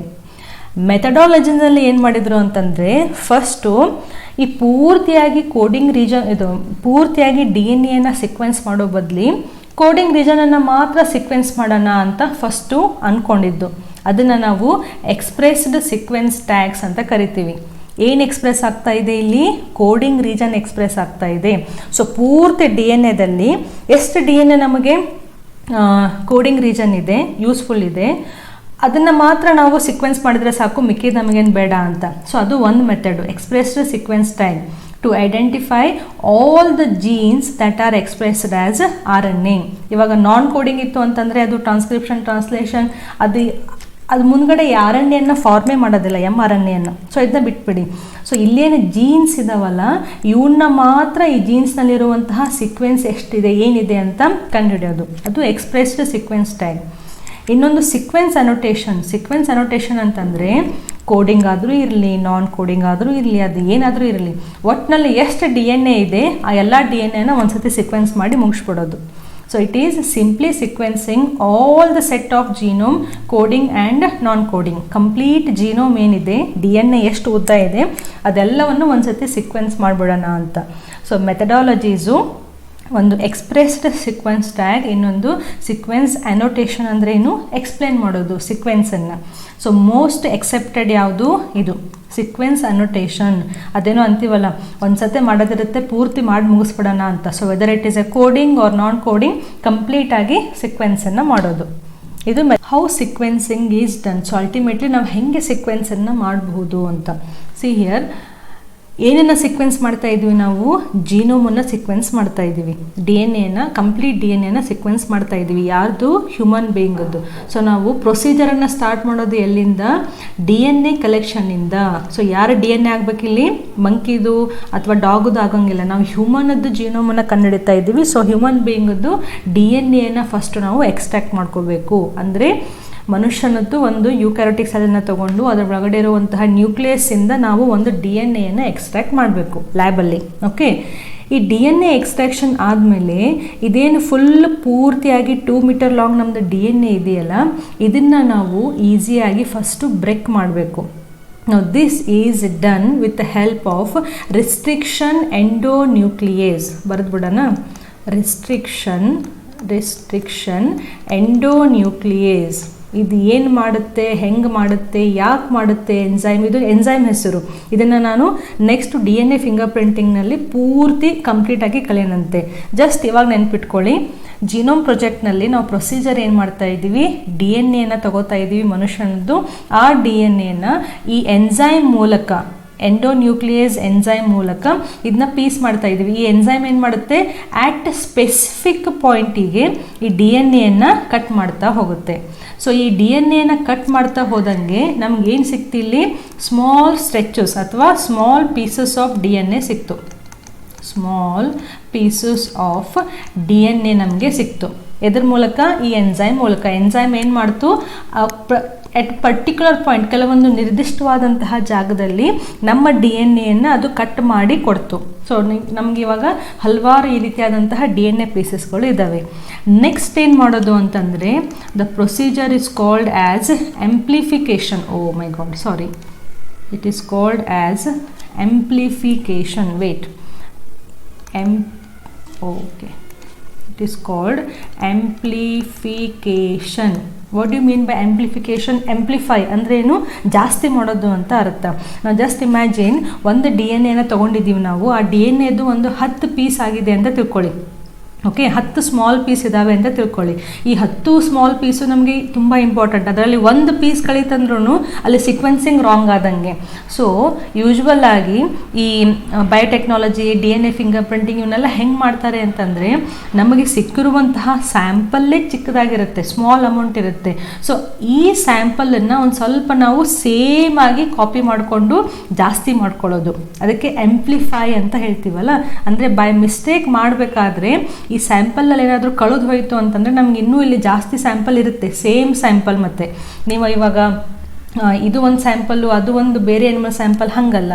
ನಾವು ಯಾವ ಸ್ಯಾಂಪಲನ್ನು ತೊಗೊಂಡಿದ್ದೀವಿ ಆ ಸ್ಯಾಂಪಲನ್ನು ಒಂದು ಸ್ವಲ್ಪ ಜಾಸ್ತಿ ಮಾಡಿ ಇಟ್ಕೊಳ್ಳೋದು. ಸೊ ದ್ಯಾಟ್ ನಮಗೆ ಅದರದ್ದೇನು ರೀಡಿಂಗ್ ಏನಿರುತ್ತೆ ಅದು ಅಕ್ಯುರೇಟಾಗಿ. ಇವಾಗ ನೋಡಿ, ನಾವು ಯಾವುದೇ ಒಂದು ರೀಡಿಂಗನ್ನು ತಗೋಬೇಕಾದ್ರೆ 3 ಸತಿ ಇವನ್ ಫಿಸಿಕ್ಸ್ ಲ್ಯಾಬಲ್ಲಿ ನೀವು 3 ರೀಡಿಂಗನ್ನು ತಗೊಂಡು ಅದರದ್ದು ಒಂದು ಎವ್ರೇಜ್ ಅಂತ ತಗೋತೀರಿ. ಓಕೆ, ಹೌದಾ? ಸೊ ಇಲ್ಲಿಯೂ ಕೂಡ ನಮ್ದೇನು ಸ್ಯಾಂಪಲ್ ಇದೆ ಅದನ್ನು ನಾವು ಜಾಸ್ತಿ ಕಾಪೀಸ್ ಮಾಡಿಕೊಂಡು ಆಮೇಲೆ ಒಂದು ಎವ್ರೇಜ್ ಆದಂತಹ ಒಂದು ರಿಸಲ್ಟನ್ನು ತಗೊಳ್ಳೋದು. ಸೊ ನಾವು ಇಲ್ಲೇನು ಮಾಡಿದ್ವಿ, ರೆಸ್ಟ್ರಿಕ್ಷನ್ ಎಂಡೋನ್ಯೂಕ್ಲಿಯಸನ್ನು ಹಾಕಿ DNA ಫುಲ್ ಫ್ರ್ಯಾಗ್ಮೆಂಟ್ಸ್ ಮಾಡ್ಕೊಂಡ್ವಿ. ಈ ಫ್ರ್ಯಾಗ್ಮೆಂಟ್ಸ್ಗಳೇನಿದಾವಲ್ಲ ಇವನ್ನ ನಾವು ಆಂಪ್ಲಿಫೈ ಮಾಡ್ತಾ ಇದ್ದೀವಿ, ಅಂದರೆ ಅವನ್ನ ನಾವು ಜಾಸ್ತಿಯಾಗಿ ಕಾಪಿ ಮಾಡ್ಕೊಂಡು ಇಟ್ಕೋತಾ ಇದ್ದೀವಿ. ಸೊ ಕಾಪಿ ಮಾಡಿ ಇಟ್ಕೋಬೇಕು ಅಂತಂದರೆ ನಿಮಗೆ ಇಲ್ಲಿ 2 ಥಿಂಗ್ಸದ್ದು ಅವಶ್ಯಕತೆ ಇದೆ. ಯಾವ್ಯಾವುದಪ್ಪ ಅದು ಅಂತಂದರೆ ಒಂದು ಹೋಸ್ಟ್ ಪ್ಲಸ್ ಇನ್ನೂ ಒಂದು ವೆಕ್ಟರ್. ಒಂದು ಹೋಸ್ಟ್ ಮತ್ತು ಇನ್ನೂ ಒಂದು ವೆಕ್ಟರ್. ಇದೆರಡು ವರ್ಡು ತುಂಬ ಇಂಪಾರ್ಟೆಂಟ್, NCERTನಲ್ಲಿ ಕೂಡ ಕೊಟ್ಟಿದ್ದಾರೆ. ಏನಪ್ಪ ಅಂತಂದರೆ ಹೋಸ್ಟ್ ಅಂದರೆ ಏನು, ಬೇರೆ ಒಂದು ಜೀವಿ ಅಂತ ಅರ್ಥ. ನಾವು ಪರಾವಲಂಬಿ ಅಂತ ಏನು ಹೇಳ್ತೀವಲ್ಲ, ಅಂದರೆ ನಾವು ಬೇರೆ ಜೀವಿ ಮೇಲೆ ಅವಲಂಬನೆ ಆಗೋದು, ಅದು ಅವಾಗ ನಮಗೆ ನಾವು ಎದ್ರ ಮೇಲೆ ಅವಲಂಬನೆ ಆಗಿದ್ದೀವಲ್ಲ ಅದು ಹೋಸ್ಟ್ ಬಾಡಿ ಅಂತ ಅನಿಸ್ಕೊಳ್ಳುತ್ತೆ. ಸೊ ನಾವು ಈ DNA ಬೇರೆ ಒಂದು ಜೀವಿಯ ಮೂಲಕ ಜಾಸ್ತಿ ಮಾಡ್ಕೋತಾ ಇದ್ದೀವಿ, ಅಂದರೆ ಕಾಪಿ ಮಾಡ್ಕೋತಾ ಇದ್ದೀವಿ. ಸೊ ಯಾವುದದು ಹೋಸ್ಟು, ಬ್ಯಾಕ್ಟೀರಿಯಾ ಆಗಿರ್ಬೋದು, ರಿಮೆಂಬರ್ ಬ್ಯಾಕ್ಟೀರಿಯಾ ಆಗಿರ್ಬೋದು ಅಥವಾ ಈಸ್ಟ್ ಕೂಡ ಆಗಿರ್ಬೋದು.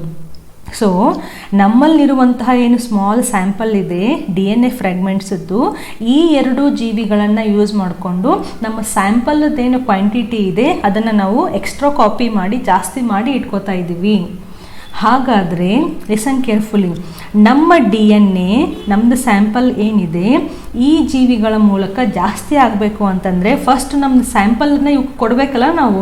ಓಕೆ, ಇವಾಗ ನೀವು ಏನೋ ಒಂದು ಕಾಪಿ ಮಾಡಬೇಕು, ಜೆರಾಕ್ಸ್ ಮಾಡಿಸ್ಕೋಬೇಕು ಅಂತಂದರೆ ಜೆರಾಕ್ಸ್ ಏನನ್ನು ಮಾಡಿಸ್ಕೋಬೇಕು, ಒಂದು ಲೆಟರ್ ಹೆಡ್ ಇದೆಯೋ ಅಥವಾ ನಿಮ್ಮ ಪಾಸ್ಪೋರ್ಟ್ ಇದೆಯೋ ಅಥವಾ ಒಂದು ಆಧಾರ್ ID ಇದೆಯೋ. ಸೊ ಈ ಆಧಾರ್ IDಯನ್ನು ನೀವು ಜೆರಾಕ್ಸ್ ಮಷೀನಲ್ಲಿ ಹಾಕಿದಾಗ ನಿಮ್ಗೊಂದು 10 ಕಾಪೀಸ್ ಸಿಗುತ್ತೆ. ಸೊ ನಿಮ್ದು ಏನು ಪ್ರೂಫ್ ಇದೆ ಅದನ್ನು ಫಸ್ಟ್ ನೀವು ಕೊಡಬೇಕು ಮಷಿನ್ಗೆ. ಸುಮ್ಮನೆ ನೀವು ಮಷಿನ್ಗೆ ಆರ್ಡರ್ ಮಾಡಿದರೆ ಒಂದು 10 ಕಾಪಿ ಆಧಾರ್ ID ಕೊಡಪ್ಪ ನಂದು ಅಂತ ಕೊಡೋಕ್ಕಾಗುತ್ತಾ? ಇಲ್ಲ. ಸೊ ನಮ್ಮ ಕಡೆ ಏನು ಸ್ಯಾಂಪಲ್ ಇದೆ ಆ ಸ್ಯಾಂಪಲನ್ನು ನಾವು ಈ ಹೋಸ್ಟ್ಗಳಿಗೆ ಕೊಟ್ಟರೆ ಮಾತ್ರ ಅವು ನಮಗೆ ಕಾಪಿ ಮಾಡಿ ಕೊಡ್ತವೆ. ಸೊ ಆ ಕೆಲಸವನ್ನು ಯಾರು ಮಾಡ್ತಾರೆ? ವೆಕ್ಟರ್ ಮಾಡುತ್ತೆ. ಯಾಕೆ ನಾ ಈ ಎಕ್ಸಾಂಪಲ್ ತಗೊಂಡೆ?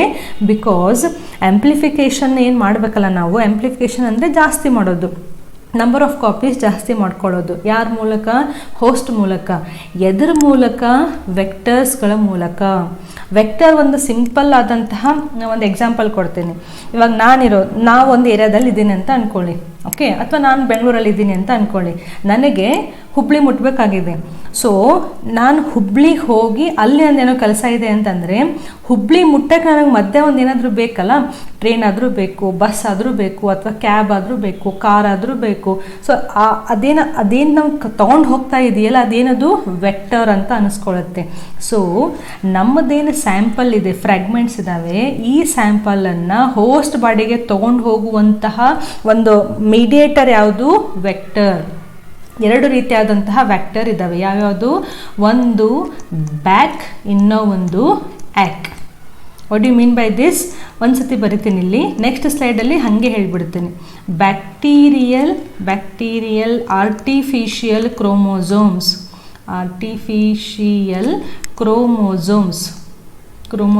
ಬರ್ಕೊಂಬಿಡಿ. ನೆಕ್ಸ್ಟು ವಾಯ್ ಅಂತಂದರೆ ಈಸ್ಟ್ ಆರ್ಟಿಫಿಷಿಯಲ್ ಕ್ರೋಮೋಸೋಮ್ಸ್. ಸೊ ಈ ಕ್ರೋಮೋಸೋಮ್ಸ್ಗಳ ಮೂಲಕ ಈ ಕ್ರೋಮೋಸೋಮ್ಸಿಗೆ ನಾನು ನಂದು DNA ಫ್ರ್ಯಾಗ್ಮೆಂಟ್ಸ್ ಇದ್ದಾವೆ ಅವನ್ನ ಅಟ್ಯಾಚ್ ಮಾಡಿ ಈ ಕ್ರೋಮೋಸೋಮ್ಸನ್ನು ಬ್ಯಾಕ್ಟೀರಿಯಾ ಒಳಗಡೆ ಅಥವಾ ಈಸ್ಟ್ ಕ್ರೋಮೋಸೋಮದು ಈಸ್ಟ್ ಒಳಗಡೆ ಹಾಕಿ ಬಿಟ್ಟಾಗ ಈ ಬ್ಯಾಕ್ಟೀರಿಯಾ ಈಸ್ಟ್ಗಳು ಮಲ್ಟಿಪ್ಲೈ ಆದಂಗೆ ನನ್ನ ಜೆನೆಟಿಕ್ ಮಟೀರಿಯಲ್ ಏನಿದೆಯಲ್ಲ ಸ್ಯಾಂಪಲ್ದು ಅದು ಕೂಡ ಮಲ್ಟಿಪ್ಲೈ ಆಗ್ತಾ ಹೋಗುತ್ತೆ. ಆಮೇಲೆ ಅದನ್ನ ಈಸಿಯಾಗಿ ತಕ್ಕೋಬೋದು. ಸೊ ಈ procedure very very important examination point of view. ನಾವೇನು ಮಾಡಿದ್ವಿ, ನಾವೇನು DNA ಸೀಕ್ವೆನ್ಸ್ ಮಾಡೋಕ್ಕೆ ತೊಗೊಂಡಿದ್ದೀವಲ್ಲ ಆ DNA ಕ್ವಾಂಟಿಟಿ ಕಡಿಮೆ ಇದೆ.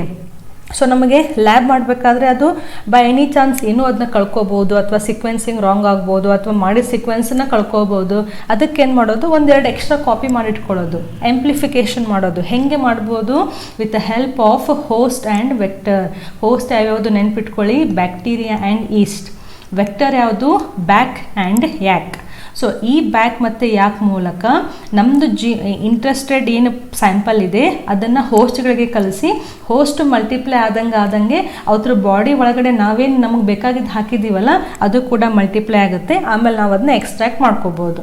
ಸೊ ಅಲ್ಟಿಮೇಟ್ಲಿ ನಿಮಗೆ ಮೋರ್ ಕಾಪೀಸ್ ಸಿಕ್ಕಿದ್ದಾವೆ. ಮೋರ್ ಕಾಪೀಸ್ ಆಫ್ DNA ಸಿಕ್ಕಿದೆ ನಮಗೆ. ಓಕೆ, ನೆಕ್ಸ್ಟ್ ಏನು ಮಾಡೋದು, ಈ DNA ಏನಿದೆಯಲ್ಲ ಇದನ್ನು ನಾವು ಸಿಕ್ವೆನ್ಸಿಂಗ್ ಮಾಡೋದು. ಅಲ್ಟಿಮೇಟ್ಲಿ ನಾವು ಸಿಕ್ವೆನ್ಸಿಂಗ್ನೇ ಮಾಡಿ ಹೋಗಬೇಕು. ಸಿಕ್ವೆನ್ಸಿಂಗ್ ಹೆಂಗೆ ಮಾಡೋದು, that is based on the computer programs. ಅದೇನಂತ ನಾನು ಮುಂದೆ ಸ್ಲೈಡಲ್ಲಿ ಹೇಳ್ತೇನೆ. ಸೊ ಕಂಪ್ಯೂಟರ್ ಪ್ರೋಗ್ರಾಮ್ಸನ್ನು ಯೂಸ್ ಮಾಡಿಕೊಂಡು DNA ಮೇಲ್ಗಡೆ ಇರುವಂತಹ ಸಿಕ್ವೆನ್ಸನ್ನು ನಾವು ರೀಡ್ ಮಾಡ್ತಾ ಹೋಗೋದು. ಈ ಪ್ರೋಗ್ರಾಮ್ ಹೆಂಗಿರುತ್ತೆ ಅಂತಂದರೆ, ಅದು ಸಿಕ್ವೆನ್ಸಿಂಗ್ ಮಾಡಿದ ತಕ್ಷಣ ಈ ಎಲ್ಲ ಫ್ರೆಗ್ಮೆಂಟ್ಸನ್ನು ಅಲೈನ್ಮೆಂಟ್ ಮಾಡಬೇಕಲ್ಲ. ಇವಾಗ ನಾವು ಅದನ್ನ ಪೀಸ್ ಮಾಡಿದ್ದೀವಿ, ಹೌದಾ? ಆ ಸಿಕ್ವೆನ್ಸಿಂಗ್ ಆದಮೇಲೆ ಒಂದಕ್ಕೊಂದು ಜಾಯಿನ್ ಮಾಡ್ತಾ ಹೋಗ್ಬೇಕಲ್ಲ ಆ ಸಿಕ್ವೆನ್ಸನ್ನು. ಅದು ಕೂಡ ಯಾರು ಮಾಡ್ತಾರೆ, ಈ ಕಂಪ್ಯೂಟರ್ ಬೇಸ್ಡ್ ಪ್ರೋಗ್ರಾಮ್ಸ್ಗಳೇ ಅದನ್ನು ಮಾಡ್ತವೆ. ಮಾಡಿ ಕಂಪ್ಲೀಟಾಗಿ ಎಂಡಿಗೆ ನಮಗೆ ಒಂದು DNA ಸಿಕ್ವೆನ್ಸನ್ನು ಕೊಡ್ತವೆ. DNA ಸಿಕ್ವೆನ್ಸನ್ನು ಕೊಡ್ತವೆ. ಈ ಕಂಪ್ಯೂಟರ್ ಬೇಸ್ಡ್ ಪ್ರೋಗ್ರಾಮ್ ಏನಿದೆ ಅಂತ ತಲೆ ಕೆಡಿಸ್ಕೋಬೇಡಿ, ಅದು ಬಯೋ ಇನ್ಫಾರ್ಮೆಟಿಕ್ಸ್ನಲ್ಲಿ ಬರುತ್ತೆ. ನಿಮಗೆ PUCಗೆ ಇಂಪಾರ್ಟೆಂಟ್ ಇರೋದು ಸ್ಟಾರ್ಟಿಂಗ್ ಸ್ಟೆಪ್ಸ್. ಓಕೆ, ಇದನ್ನೇ ನಾನು ನಿಮ್ಮ ಟೆಕ್ಸ್ಟ್ ಬುಕ್ಕನ್ನು ರೆಫರ್ ಮಾಡಿ ಇಲ್ಲಿ ಬರೆದಿರೋದು. ಎಕ್ಸಾಮಿಗೆ ನೀವು ಈಸಿಯಾಗಿ ಬರೀಬೋದು. ಹ್ಯೂಮನ್ ಜೀನೋಮ್ ಪ್ರಾಜೆಕ್ಟನ್ನು ಪ್ರೊಸೀಜರ್ ಹೆಂಗೆ ಮಾಡ್ತಾರೆ ಅಂತ ಜಸ್ಟ್ ಒನ್ ಬೈ ಒನ್ ನೋಡ್ತಾ ಹೋಗೋಣ.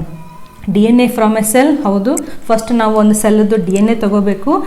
It is extracted. ಇದನ್ನು DNA is extracted and converted into random fragments. ಅಂದರೆ ರ್ಯಾಂಡಮ್ ಆಗಿ ನೀವು ಅದನ್ನ DNA ಏನು ಲೆಂತ್ ಇತ್ತು ಅದನ್ನು ಕಟ್ ಮಾಡಿ ಫ್ರಾಗ್ಮೆಂಟ್ಸ್ಗಳಾಗಿ ಮಾಡ್ತಾ ಇದ್ದೀರಿ ವಿತ್ ರಿಲೇಟಿವ್ ಸ್ಮಾಲರ್ ಸೈಜಸ್. ಯಾರು ಹೆಲ್ಪ್ ಮಾಡಿದ್ರು ನಮಗಿಲ್ಲಿ, ರಿಸ್ಟ್ರಿಕ್ಷನ್ ಎಂಡೋನ್ಯೂಕ್ಲಿಯೇಸ್ ಅನ್ನುವಂಥ ಒಂದು enzyme. The DNA pieces. So ನಮಗೇನಿಲ್ಲಿ DNA ಪೀಸ್ ಸಿಕ್ಕಿದ್ದೇವಲ್ಲ, ದೀಸ್ ಪೀಸಸ್ ಆರ್ ಕ್ಲೋನ್ಡ್ ಅಂದರೆ ಕ್ಲೋನಿಂಗ್ ಗೊತ್ತಿದೆಯಲ್ಲ, ಕ್ಲೋನ್ಡ್ ಆರ್ಗ್ಯಾನಿಸಮ್ ಅಂದ್ರೇನು, ಸಿಮಿಲರ್ ಲುಕ್ಕಿಂಗ್ ಅಂತ. ಸೊ ನಮಗೆ ಸಿಕ್ಕಿರುವಂತಹ DNA ಪೀಸಸ್ಸನ್ನು ನಾವು ಮಲ್ಟಿಪಲ್ ಕಾಪೀಸ್ ಮಾಡ್ತಾ ಇದ್ದೀವಿ, ಕ್ಲೋನ್ ಮಾಡ್ತಾ ಇದ್ದೀವಿ with help of host using specialised vectors. ನಾವು ರಿವೈಸ್. ಹೋಸ್ಟ್ ಯಾವ್ಯಾವುದಿತ್ತು, ಒಂದು ಬ್ಯಾಕ್ಟೀರಿಯಾ ಇತ್ತು ಮತ್ತು ಒಂದು ಈಸ್ಟ್ ಇತ್ತು. ವೆಕ್ಟರ್ಸ್ ಯಾವ್ಯಾವಿದ್ದು, ಬ್ಯಾಕ್ ಆ್ಯಂಡ್ ಇನ್ನೂ ಒಂದು ಯಾವುದು, ಯಾಕ್. Bacterial artificial chromosome and East artificial chromosome. ಇವುಗಳ ಮೂಲಕ ನಮ್ಮ DNA ಪೀಸನ್ನು ಹೋಸ್ಟಿಗೆ ಹಾಕಿ ಹೋಸ್ಟನ್ನು ಮಲ್ಟಿಪ್ಲೈ ಮಾಡೋಕ್ಕೆ ಬಿಟ್ಟು ನಮ್ಮದು ಕಾಪಿಯನ್ನು ಜಾಸ್ತಿ ಮಾಡ್ಕೊಂಡ್ವಿ, DNA ಕಾಪಿಯನ್ನು. Next amplification of each piece of DNA fragments. ಇದನ್ನು ನಾವಿಲ್ಲಿ ಮಾಡಿ ಮುಗಿಸಿದ್ವಿ. ನೆಕ್ಸ್ಟ್ ಏನು ಮಾಡೋದು, ಫ್ರೆಗ್ಮೆಂಟೆಡ್ ಸಿಕ್ವೆನ್ಸ್ಡ್. ದ ಫ್ರೆಗ್ಮೆಂಟ್ಸ್ ಆರ್ ಸಿಕ್ವೆನ್ಸ್ಡ್ ಅಂದರೆ ನಮಗೇನು DNA ಫ್ರೆಗ್ಮೆಂಟ್ಸ್ ಸಿಕ್ಕಿದ್ದಾವೆ ಅವನ್ನ ನಾವು ಸಿಕ್ವೆನ್ಸಿಂಗ್ ಮಾಡೋದು. ಏನನ್ನು ಸಿಕ್ವೆನ್ಸಿಂಗ್ ಮಾಡೋದು, ನ್ಯೂಕ್ಲಿಯೋಟೈಡ್ದು ಅರೇಂಜ್ಮೆಂಟನ್ನು ಯೂಸಿಂಗ್ ಆಟೋಮೇಟೆಡ್ DNA ಸಿಕ್ವೆನ್ಸಸ್. ಅಂದರೆ ಫ್ರೆಡ್ರಿಕ್ ಸ್ಯಾಂಗರ್ ಅನ್ನುವಂತಹ ಒಬ್ಬ ವಿಜ್ಞಾನಿ ಏನು ಮಾಡಿದರು ಅಂತಂದರೆ, ಇದೇನು ಸಿಕ್ವೆನ್ಸ್ ಇದೆಯಲ್ಲ ಈ ಸಿಕ್ವೆನ್ಸನ್ನು ಕಂಡು ಹಿಡಿಲಿಕ್ಕೆ ಕೆಲವೊಂದು ಪ್ರೊಸೀಜರ್ಸನ್ನು ಮೆಥಡ್ಸನ್ನು ಡೆವಲಪ್ ಮಾಡಿದರು. ಸೊ ಆ ಮೆಥಡಲ್ಲಿ ನಾವು ಏನು ಮಾಡ್ತೀವಿ ಅಂತಂದರೆ, ಯಾವ ನ್ಯೂಕ್ಲಿಯೋಟೈಡ್ ಆದಮೇಲೆ ಯಾವ ನ್ಯೂಕ್ಲಿಯೋಟೈಡ್ ಬರುತ್ತೆ. ಇವನ್ ನಾವು ಪ್ರೋಟೀನ್ಸ್ಗಳಲ್ಲಿ amino acid sequence very important. ಅದನ್ನು ಕೂಡ ಈ ಸ್ಯಾಂಗರ್ ಅನ್ನುವಂತಹ ವಿಜ್ಞಾನಿ ಕಂಡುಹಿಡಿದ್ರು. ಮೆಥಡ್ ಅಂದರೆ ಸ್ಯಾಂಗರ್ ವಿಜ್ಞಾನಿ ಏನು ಮಾಡಿದರು, ಈ ಸಿಕ್ವೆನ್ಸಿಂಗ್ ಮಾಡುವಂತಹ ಅಮಿನೋ ಆಸಿಡ್ ಸಿಕ್ವೆನ್ಸ್ ಆಗ್ಬೋದು, ನ್ಯೂಕ್ಲಿಯೋಟೈಡ್ ಸಿಕ್ವೆನ್ಸ್ ಆಗ್ಬೋದು, ಅದನ್ನು ಕಂಡುಹಿಡಿಯುವಂತಹ ಒಂದು ಮೆಥಡನ್ನು ಡೆವಲಪ್ ಮಾಡಿದರು. ಆ ಮೆಥಡನ್ನು ಯೂಸ್ ಮಾಡಿಕೊಂಡು ನಾವು ನಮ್ಮ DNAದು ಸಿಕ್ವೆನ್ಸನ್ನು ಮಾಡಿದ್ದೀವಿ. ನೆನ್ಪಿಟ್ಕೊಳ್ಳಿ. The sequences are arranged on overlapping regions present in them. ಇದು ಕೂಡ ನಿಮಗೆ ನೆಕ್ಸ್ಟ್ DNA ಫಿಂಗರ್ ಪ್ರಿಂಟಿಂಗ್ನಲ್ಲಿ ಕರೆಕ್ಟಾಗಿ ಅರ್ಥ ಆಗುತ್ತೆ. ಜಸ್ಟ್ ಫಾರ್ ಟೈಮಿಂಗ್ ನೆನ್ಪಿಟ್ಕೊಳ್ಳಿ. ಓವರ್ಲ್ಯಾಪಿಂಗ್ ರೀಜನ್ಸನ್ನು ಆಧಾರವಾಗಿ ಇಟ್ಕೊಂಡು ಒಂದಕ್ಕೊಂದು ಫ್ರಾಗ್ಮೆಂಟ್ಸನ್ನು ಜಾಯಿನ್ ಮಾಡ್ತಾ ಹೋದರು. ಇವಾಗ 3 ಫ್ರಾಗ್ಮೆಂಟ್ಸ್ DNA ಇದೆ ಅಂತಂದರೆ ಈ 3 ಫ್ರಾಗ್ಮೆಂಟ್ಸದ್ದು ಸಿಕ್ವೆನ್ಸಿಂಗ್ ATGC ಹೆಂಗಿದೆ ಸಿಕ್ವೆನ್ಸು ಅಂತ ನೋಡಿ ಆಮೇಲೆ ಇದನ್ನ ಜಾಯಿನ್ ಮಾಡಬೇಕಲ್ಲ ನಾವು. ಸೊ ಓವರ್ಲ್ಯಾಪಿಂಗ್ ರೀಜನ್ಸನ್ನು ಆಧಾರವಾಗಿ ಇಟ್ಕೊಂಡು ಇವನ್ನ ಕಂಟಿನ್ಯೂಸ್ ಆಗಿ ಸಿಕ್ವೆನ್ಸನ್ನು ಜಾಯಿನ್ ಮಾಡಿದರು. Alignment of segments is by computer based programs. The sequence annotated and assignment to the each chromosome. So ನಮಗೆ ಸಿಕ್ವೆನ್ಸಿಂಗ್ ಎಲ್ಲ ಆದಮೇಲೆ ನಾವು ಯಾವ ಕ್ರೋಮೋಸೋಮನ್ನು ರೆಫರ್ ಮಾಡಿದ್ವಿ, ಯಾವ ಕ್ರೋಮೋಸೋಮಲ್ಲಿ ಯಾವ ಸಿಕ್ವೆನ್ಸ್ ಬಂತು ಅಂತ ಲಾಸ್ಟಿಗೆ ಅದನ್ನು ಎಕ್ಸ್ಪ್ಲೇನ್ ಮಾಡೋದು. ಗೊತ್ತಾಯ್ತಾ ಇದು ಪ್ರೊಸೀಜರು? ಈ ಸ್ಟೆಪ್ಸ್ಗಳನ್ನು ಕನ್ಫ್ಯೂಸ್ ಮಾಡ್ಕೋಬೇಡಿ, ಇದೆಲ್ಲವೂ ಕಂಪ್ಯೂಟರಲ್ಲಿ ಆಟೋಮೆಟಿಕ್ ಆಗಿ ಆಗುತ್ತೆ. ನೀವು DNA ಇವಾಗ ನೋಡಿ, ಇವಾಗ 1 ಲಕ್ಷ ರೂಪಾಯಿದು ಫುಲ್ ನೋಟ್ ಇದ್ದು ಅಂತಂದರೆ ಒಂದು ಮಷಿನಲ್ಲಿ ಇಟ್ಬಿಟ್ರೆ ಸಾಕು, ಅದೆಲ್ಲವನ್ನು ಎಷ್ಟಿದ್ದಾವೆ ನೋಟುಗಳು ಅಂತ ರೀಡ್ ಮಾಡಿಬಿಡುತ್ತೆ ಆಟೋಮೇಟೆಡ್ ಆಗಿ. ಹಾಗೆ ನಾವು ಸ್ಯಾಂಪಲನ್ನು DNA ಸ್ಯಾಂಪಲನ್ನು ಕೊಟ್ಟ ತಕ್ಷಣ ಅದು ಕಂಪ್ಯೂಟರ್ ಬೇಸ್ಡ್ ಪ್ರೋಗ್ರಾಮ್ ಏನು ಮಾಡುತ್ತೆ, ಸೀಕ್ವೆನ್ಸಿಂಗನ್ನು ರೀಡ್ ಮಾಡ್ತಾ ಹೋಗುತ್ತೆ, ಸೇಮ್ ಟೈಮ್ ಅದನ್ನು ಸ್ಟೋರ್ ಮಾಡ್ತಾ ಹೋಗುತ್ತೆ, ಬಯೋಇನ್ಫಾರ್ಮೆಟಿಕ್ಸ್. ಸೊ ಆ ರೀತಿಯಾಗಿ ನಮಗೆ ಕಂಪ್ಲೀಟಾಗಿ 3 ಬಿಲಿಯನ್ ಬೇಸ್ ಪೇರಿಂಗದ್ದು ಸೀಕ್ವೆನ್ಸನ್ನು ನಾವು ಕಂಡುಹಿಡಿದ್ವಿ ಈ ಪ್ರಾಜೆಕ್ಟ್ನಲ್ಲಿ ಸಕ್ಸಸ್ಫುಲ್ ಆಗಿ with the help of this method. Now very important last point, silent features of human genome project. So first ನಮಗೆ ಏನು ಮಾಡಬೇಕು ಅಂತ ಅರ್ಥ ಮಾಡ್ಕೊಂಡ್ವಿ, ಅದಾದಮೇಲೆ ಗೋಲ್ಸ್ ಅಂದರೆ ನಾವು ಏನನ್ನು ಅಚೀವ್ ಮಾಡಬೇಕು ಅಂತ ಅರ್ಥ ಮಾಡ್ಕೊಂಡ್ವಿ, ಅದಾದಮೇಲೆ ಮೆಥಡಾಲಜೀಸ್ ಹೆಂಗೆ ಅಚೀವ್ ಮಾಡಬೇಕು ಅಂತ ಕಲ್ತಾಯಿತು. ಆ ಮೆಥಡ್ ಮುಗಿದ ಮೇಲೆ ಸೈಲೆಂಟ್ ಫೀಚರ್ಸ್ ನಮಗೆ ಏನು ಸಿಕ್ತು ಅಲ್ಟಿಮೇಟ್ಲಿ ಹ್ಯೂಮನ್ ಜೀನೋಮ್ ಪ್ರಾಜೆಕ್ಟ್ ಮಾಡಿ ನಾವು ಏನು ಕಲ್ತ್ವಪ್ಪ ಅದನ್ನು ಸ್ವಲ್ಪ ನೋಡ್ಕೊಂಡ್ಬಿಟ್ರೆ ಈ ಕಾನ್ಸೆಪ್ಟು ಮುಗ್ದಂಗೆ. First one, the human genome contains 3164.7 million nucleotides. Approximately ಎಷ್ಟಾಯಿತು ಇದು? 3 ಬಿಲಿಯನ್ ನ್ಯೂಕ್ಲಿಯೋಟೈಡ್ಸ್ ಅಂತ ಆಯಿತು. ಓಕೆ, ಇದು ನಮ್ಗೆ ಆಲ್ರೆಡಿ ಗೊತ್ತಿತ್ತು. ಓಕೆ, ಹ್ಯೂಮನ್ ಜೀನೋಮ್ ಪ್ರಾಜೆಕ್ಟಿಂದ ನಮಗೇನು ಫುಲ್ ಕನ್ಫರ್ಮೇಷನ್ ಸಿಕ್ತು. ಓಕೆ, ನಮ್ಮ DNA ಇಷ್ಟು ನ್ಯೂಕ್ಲಿಯೋಟೈಡ್ಸ್ದು ಚೈನ್ ಇದೆ ಅಂತ. The total number of genes is estimated at 30,000, much lower than previous estimates of 80,000 to 1 lakh. So ಇಷ್ಟೊಂದು ಜೀನ್ಸ್ ಇರಬಹುದು ಅಂತ ಒಂದು ಎಸ್ಟಿಮೇಷನ್ ಇತ್ತು, ಬಟ್ ಅಲ್ಟಿಮೇಟ್ಲಿ ಎಷ್ಟು ಜೀನ್ಸ್ ಇದ್ದಾವೆ ನಮ್ಮ ಬಾಡಿನಲ್ಲಿ? ಅಪ್ರಾಕ್ಸಿಮೇಟ್ಲಿ 30,000 ಜೀನ್ಸ್ ಇದ್ದಾವೆ. ಅಂದರೆ ಕಂಪ್ಲೀಟಾಗಿ ನಮ್ಮದು DNA ತೊಗೊಂಡ್ರೆ ಅದರಲ್ಲಿ ಕೋಡಿಂಗು ನಾನ್ ಕೋಡಿಂಗ್ ರೀಜನ್ಸ್ ಇರುತ್ತೆ.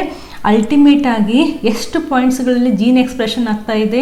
30,000 ಪಾಯಿಂಟ್ಸ್ನಲ್ಲಿ 30,000 ಜೀನ್ಸ್ಗಳು ಇದ್ದಾವೆ ಅಂತ. The average gene consists of 3,000 bases, but very greatly with the largest known human gene being dystrophin at 2.4 million bases. Now what do you mean by this? Now imagine this is a DNA. Okay, ಇದರಲ್ಲಿ coding ಇದೆ, non coding ಇದೆ, again coding, ಈ ಥರ regions ಇದ್ದಾವೆ. ನಾವು just imagine you have a gene here. Okay, ಈ gene ಇಷ್ಟು part ಏನಿದೆಯಲ್ಲ ಇದು mRNA ಮಾಡಿ ಪ್ರೋಟೀನನ್ನು ಮಾಡ್ತಾ ಇದೆ. ಸೊ ಈ ಜೀನ್ ಏನಿದೆಯಲ್ಲ ಇದನ್ನಷ್ಟೇ ಎನ್ಲಾರ್ಜ್ ಮಾಡ್ತೀನಿ ನೋಡಿ. ಇಷ್ಟು ಪಾರ್ಟ್ ಆಫ್ DNA ನಮ್ಗೆ ಜೀನ್ ಇದೆ. ಇದರ ಒಳಗಡೆ ಜಸ್ಟ್ ಇಮ್ಯಾಜಿನ್ ಒಂದು 5 ನ್ಯೂಕ್ಲಿಯೋಟೈಡ್ಸ್ ಇದ್ದಾವೆ ಅಂತ ಜಸ್ಟ್ ಇಮ್ಯಾಜಿನ್ ಮಾಡಿ. ATGC ಇದು ಒಂದು ಸೀಕ್ವೆನ್ಸ್. ಅಂದರೆ ಟೋಟಲ್ ನಮಗಿಲ್ಲಿ 5 ನ್ಯೂಕ್ಲಿಯೋಟೈಡ್ಸನ್ನು ಹೊಂದಿರುವಂತಹ ಒಂದು ಜೀನ್ ಇದೆ ಅಂತ ಆಯಿತು. ಈ ಥರ ಎಕ್ಸಾಂಪಲ್ ಒಂದು. ಬಟ್ ನಮಗೆ ಹ್ಯೂಮನ್ ಜೀನೋಮ್ ಪ್ರಾಜೆಕ್ಟಿಂದ ಏನು ಗೊತ್ತಾಯಿತು?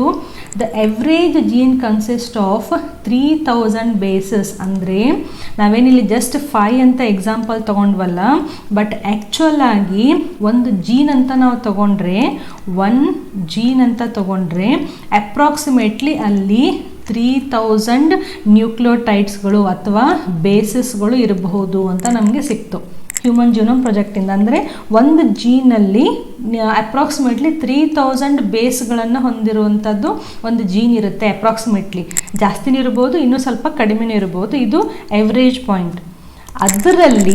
ಅದರಲ್ಲಿ the largest non human gene is dystrophin at 2.4 million bases. ಅದರಲ್ಲಿ ನಮ್ಮ DNA ಒಂದು ಜೀನ್ ಇದೆ ಅಂತೆ. The gene responsible for making a protein. ಇದೇನು ಡಿಸ್ಟ್ರೋಫಿನ್ ಅಂತ ಇದೆಯಲ್ಲ, this is the name of the protein. ನೆನ್ಪಿಟ್ಕೊಳ್ಳಿ, ಈ ಪ್ರೋಟೀನ್ ಎಲ್ಲಿರುತ್ತೆ ಅಂತಂದರೆ ನಮ್ಮದು ಕಾರ್ಡಿಯಾಕ್ ಮಸಲ್ಸ್ ಇರ್ತಾವಲ್ಲ, ಅಂದರೆ ಹಾರ್ಟ್ ಒಳಗಡೆ ಇರುವಂತಹ ಮಸಲ್ಸ್, ಕಾರ್ಡಿಯಾಕ್ ಮಸಲ್ಸ್ ಮತ್ತು ಸ್ಕೆಲಿಟಲ್ ಮಸಲ್ಸ್. ಎಲ್ಲಿರುತ್ತೆ ಸ್ಕೆಲಿಟಲ್ ಮಸಲ್ಸು? ನಮ್ಮ ಸ್ಕೆಲಿಟಲ್ ಬೋನ್ಸಿಗೆ ಅಟ್ಯಾಚ್ ಆಗಿ ಇರುವಂತಹ ಮಸಲ್ಸ್ನಲ್ಲಿ ಈ ಪ್ರೋಟೀನ್ ಇರುತ್ತೆ. ಈ ಪ್ರೋಟೀನ್ ಇದೆ ಅಂತಂದರೆ ಈ ಪ್ರೋಟೀನನ್ನು ಫಾರ್ಮ್ ಮಾಡಲಿಕ್ಕೆ ಒಂದು ಜೀನ್ ಇರಲೇಬೇಕಾ? ಸೊ ಅದೇನು ಜೀನ್ ಇದೆಯಲ್ಲ, this is the gene responsible for making dystrophin protein. So ಇದರ ಒಳಗಡೆ ಲಾರ್ಜೆಸ್ಟ್ ಬೇಸಸನ್ನು ಹೊಂದಿರುವಂತಹ ಜೀನು ಎಷ್ಟಿದೆ? ಇದರಲ್ಲಿ 2.4 ಮಿಲಿಯನ್ ಬೇಸಸ್ ಇದಾವಂತೆ. ಅಂದರೆ ಈ ಒಂದು ಜೀನ್ನಲ್ಲಿ ಇದರಲ್ಲಿ 2.4 ಮಿಲಿಯನ್ ಕಂಟಿನ್ಯೂಯಸ್ ಆಗಿ ಇಮ್ಯಾಜಿನ್ 2.4 ಮಿಲಿಯನ್ ಬೇಸಸನ್ನು ಹೊಂದಿರುವಂತಹ ಒಂದು ಜೀನ್ ಇದೆ ಅಂತ, ಲಾರ್ಜೆಸ್ಟ್ ಜೀನ್. ಸೊ ಈ ಡಿಸ್ಟ್ರೋಫಿನ್ ಏನು ಮಾಡುತ್ತೆ, ಯೂಶ್ವಲಿ ನಮ್ಮ ಕಾರ್ಡಿಯಾಕ್ ಮಸಲ್ಸ್ಗಳಿಗೆ ಅಥವಾ ನಮ್ಮ ಸ್ಕೆಲೆಟಲ್ ಮಸಲ್ಸ್ಗಳಿಗೆ ಕಂಟಿನ್ಯೂಸ್ ಆಗಿ ಸ್ಟ್ರೆಂತನ್ನು ಕೊಡ್ತಾ ಇರುತ್ತೆ. ಯಾಕಂದರೆ ಕಾರ್ಡಿಯಾಕ್ ಮಸಲ್ಸ್ ಕಂಟಿನ್ಯೂಸ್ ಆಗಿ ವರ್ಕ್ ಮಾಡ್ತಾ ಇರ್ತಾವಲ್ಲ, ಅವಕ್ಕೆ ಕಂಟಿನ್ಯೂಸ್ ಆಗಿ ವರ್ಕ್ ಮಾಡಬೇಕು ಅಂದರೆ ಸ್ಟ್ರೆಂತ್ ಬೇಕಲ್ಲ, ಆ ಸ್ಟ್ರೆಂತನ್ನು ಅಥವಾ ಆ ಎನರ್ಜಿಯನ್ನು ಯಾರು ಕೊಡ್ತಾರೆ, ಈ ಪ್ರೋಟೀನ್ ಕೊಡುತ್ತೆ. ಸೊ ಈ ಪ್ರೋಟೀನನ್ನು ಫಾರ್ಮ್ ಮಾಡುವಂತಹ ಏನೋ ಒಂದು ಜೀನ್ ಇದೆ, ಆ ಜೀನಲ್ಲಿ ಜಾಸ್ತಿ ನಂಬರ್ ಆಫ್ ಬೇಸಸ್ಗಳನ್ನು ನಾವು ನೋಡ್ಬೋದು. ಯೂಶ್ವಲ್ ಆಗಿ ಒಂದು ಜೀನಿಗೆ 3000 ಬೇಸಸ್ ಇರ್ಬೋದು ಅಂತ ಒಂದು ಅಂದಾಜು ಸಿಕ್ಕಿತ್ತು ನಮಗೆ.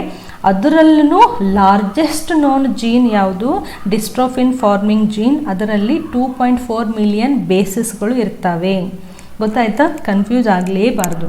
Next, almost all nucleotide bases are exactly the same in all the people. The functions are unknown for over 50% of the discovered gene. So total ನಮಗೇನು 30,000 ಜೀನ್ಸ್ ಇದ್ದಾವೆ ಅಂತ ಗೊತ್ತಾಗಿದೆಯಲ್ಲ, ಅದರಲ್ಲಿ 50% ಜೀನ್ಸ್ ಇದ್ದು ಇನ್ನೂ ನಮಗೆ ಫಂಕ್ಷನ್ನೇ ಗೊತ್ತಾಗಿಲ್ಲ ಅಂತ. Less than 2% of the genome codes for protein. ಅಂದರೆ ಟೋಟಲ್ 30% ಏನೇ ನಮಗೆ 30,000 ಜೀನ್ಸ್ ಏನು ಸಿಕ್ಕಿದ್ದಾವೆ, ಇದರಲ್ಲಿ ಎಷ್ಟೊಂದು ಜೀನ್ಸ್ಗಳದ್ದು ಫಂಕ್ಷನ್ ಇನ್ನೂ ಗೊತ್ತೇ ಇಲ್ಲ. ಗೊತ್ತಾಗಿರೋ ಜೀನ್ಸ್ನಲ್ಲಿ 30,000ನಲ್ಲಿ ಜಸ್ಟ್ 2% ಜೀನ್ಸ್ಗಳು ಮಾತ್ರ ನಮಗೆ ಪ್ರೋಟೀನ್ಸ್ಗಳನ್ನು ಫಾರ್ಮ್ ಮಾಡ್ತಾ ಇದ್ದಾವೆ. ಮಿಕ್ಕಿದ್ದವು ಏನು ಮಾಡ್ತಾ ಇದ್ದಾವೆ, ಇನ್ನೂ ಫಂಕ್ಷನ್ಸ್ ಗೊತ್ತಾಗಿಲ್ಲ. ನೀವು ಯಾರಾದರೂ ಬಯೋಟೆಕ್ನಾಲಜಿ, ಬಯೋ ಇನ್ಫಾರ್ಮೆಟಿಕ್ಸ್ ತೊಗೊಂಡು ಇದನ್ನು ಕಂಡುಹಿಡಿಬೋದು. ಓಕೆ, ನಾವು so these are the silent features. Okay, ಇಲ್ಲಿ ಗೊತ್ತಾಗಿದೆ. ನೆಕ್ಸ್ಟ್ ಕಂಟಿನ್ಯೂ ಆಗಿದೆ. The repeated sequence make up very large portion of human genome. This point is also very very important. ನಿಮಗೆ next DNA finger printing ಅರ್ಥ ಆಗಬೇಕು ಅಂದರೆ ಈ point ಅರ್ಥ ಆಗಬೇಕು. ಏನಿದು, repeated sequence make up very large portion of the human genome. ನಾವು just imagine, ಇದು ನಮ್ಮದು DNA ಇದೆ ಅಂತ ಇಮ್ಯಾಜಿನ್ ಮಾಡಿ. This is the DNA. ಈ DNA ಒಳಗಡೆ ಈ DNA ಒಳಗಡೆ ಇವು ಅಲ್ಲಲ್ಲಿ ಜೀನ್ಸ್ ಇದ್ದಾವೆ ಅಂತ ಇಮ್ಯಾಜಿನ್ ಮಾಡಿ. ಓಕೆ, ಎಷ್ಟಾದರೂ ಇದರಲ್ಲಿ ಬೇಸಸ್ ಇರ್ಬೋದು. But large portion of the DNA ನಮ್ದು ಹೆಂಗಿದೆ ಅಂತಂದರೆ, ಈ ಜೀನ್ಸ್ಗಳು ಬಿಟ್ಟು ಮಧ್ಯ ಏನಿದೆಯಲ್ಲ, ಇಲ್ಲಿ ರಿಪೀಟೆಡ್ ಸೀಕ್ವೆನ್ಸ್ ಆಫ್ ನ್ಯೂಕ್ಲಿಯೋಟೈಡ್ಸ್ ಇದೆ ಅಂತೆ. ರಿಪೀಟೆಡ್ ಸೀಕ್ವೆನ್ಸ್ ಅಂದರೆ ಏನು, AT ಇದೊಂದು ರಿಪೀಟು. ನೆಕ್ಸ್ಟ್ GC ನಾನು ಜಸ್ಟ್ ಎರಡೆರಡೇ ಬೇಸಸ್ ತಗೋತಾ ಇದ್ದೀನಿ ಇವಾಗ. ATG. ಸೊ ನಮ್ಮ DNA ಕಂಟೆಂಟ್ನಲ್ಲಿ ಮೆಜಾರಿಟಿ ಆಫ್ ದ ಸೀಕ್ವೆನ್ಸ್ ಹೆಂಗಿದೆ ಅಂತಂದರೆ, ಅಲ್ಲಿ ಬೇಸಸ್ಗಳು ರಿಪೀಟನ್ನೇ ಆಗಿದ್ದಾವೆ, ಜಸ್ಟ್ ರಿಪೀಟ್ ಆಗಿದ್ದಾವೆ. ಅವು ಏನು ಮಾಡ್ತಾ ಇದ್ದಾವೆ ಗೊತ್ತಿಲ್ಲ, ಜಸ್ಟ್ ರಿಪೀಟ್ ಆಗಿದ್ದಾವೆ. So repeated sequence makes a very large portion of human genome. The repetitive sequences are, what are these? These are the stretches of DNA. These are the stretches of DNA sequence that are repeated many times. Sometimes 100 to 1000 times. ಅಂದರೆ ನಾ ಇಲ್ಲಿ 80 ಅಂತ ತೊಗೊಂಡ್ರೆ 80 ಅಂತ 100 times repeat ಆಗಿರೋದು. ಹಾಗೆ repeated sequence ಇದೆ ಅಂತೆ ನಮ್ಮ ಜೀನೋಮ್ನಲ್ಲಿ. They are thought to have no direct coding functions. So ಅವು ಇದ್ದಾವೆ, ಬಟ್ ಅವು ಏನನ್ನು ಕೋಡ್ ಮಾಡ್ತಾ ಇಲ್ಲ. But they shed light on chromosome structure, dynamics and evolution.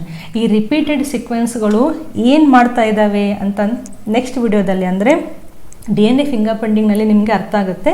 Just ಇವಾಗ ನೆನ್ಪಿಟ್ಕೊಳ್ಳಿ, ನಮ್ಮ ಫುಲ್ ಜೀನೋಮ್ನಲ್ಲಿ ರಿಪೀಟ್ ಆದಂತಹ ಸೀಕ್ವೆನ್ಸೇ ಜಾಸ್ತಿ ಇದೆ, ಅಲ್ಲಲ್ಲಿ ನಮಗೆ ಜೀನ್ಸ್ಗಳು ಸಿಗ್ತವೆ ಅಂತ. ನೆಕ್ಸ್ಟ್ ಏನೇನು ಸಿಕ್ತು ನಮಗೆ ಈ ಪ್ರಾಜೆಕ್ಟನ್ನು ಮಾಡ್ತಾ chromosome number 1 has majority of the genes and Y has the fewest gene. So ನಮಗಿಲ್ಲೊಂದು ಸ್ಟ್ರಕ್ಚರ್ ಇತ್ತಲ್ಲ, where it is, okay, this is the 1. So this is the chromosome number 1 pair.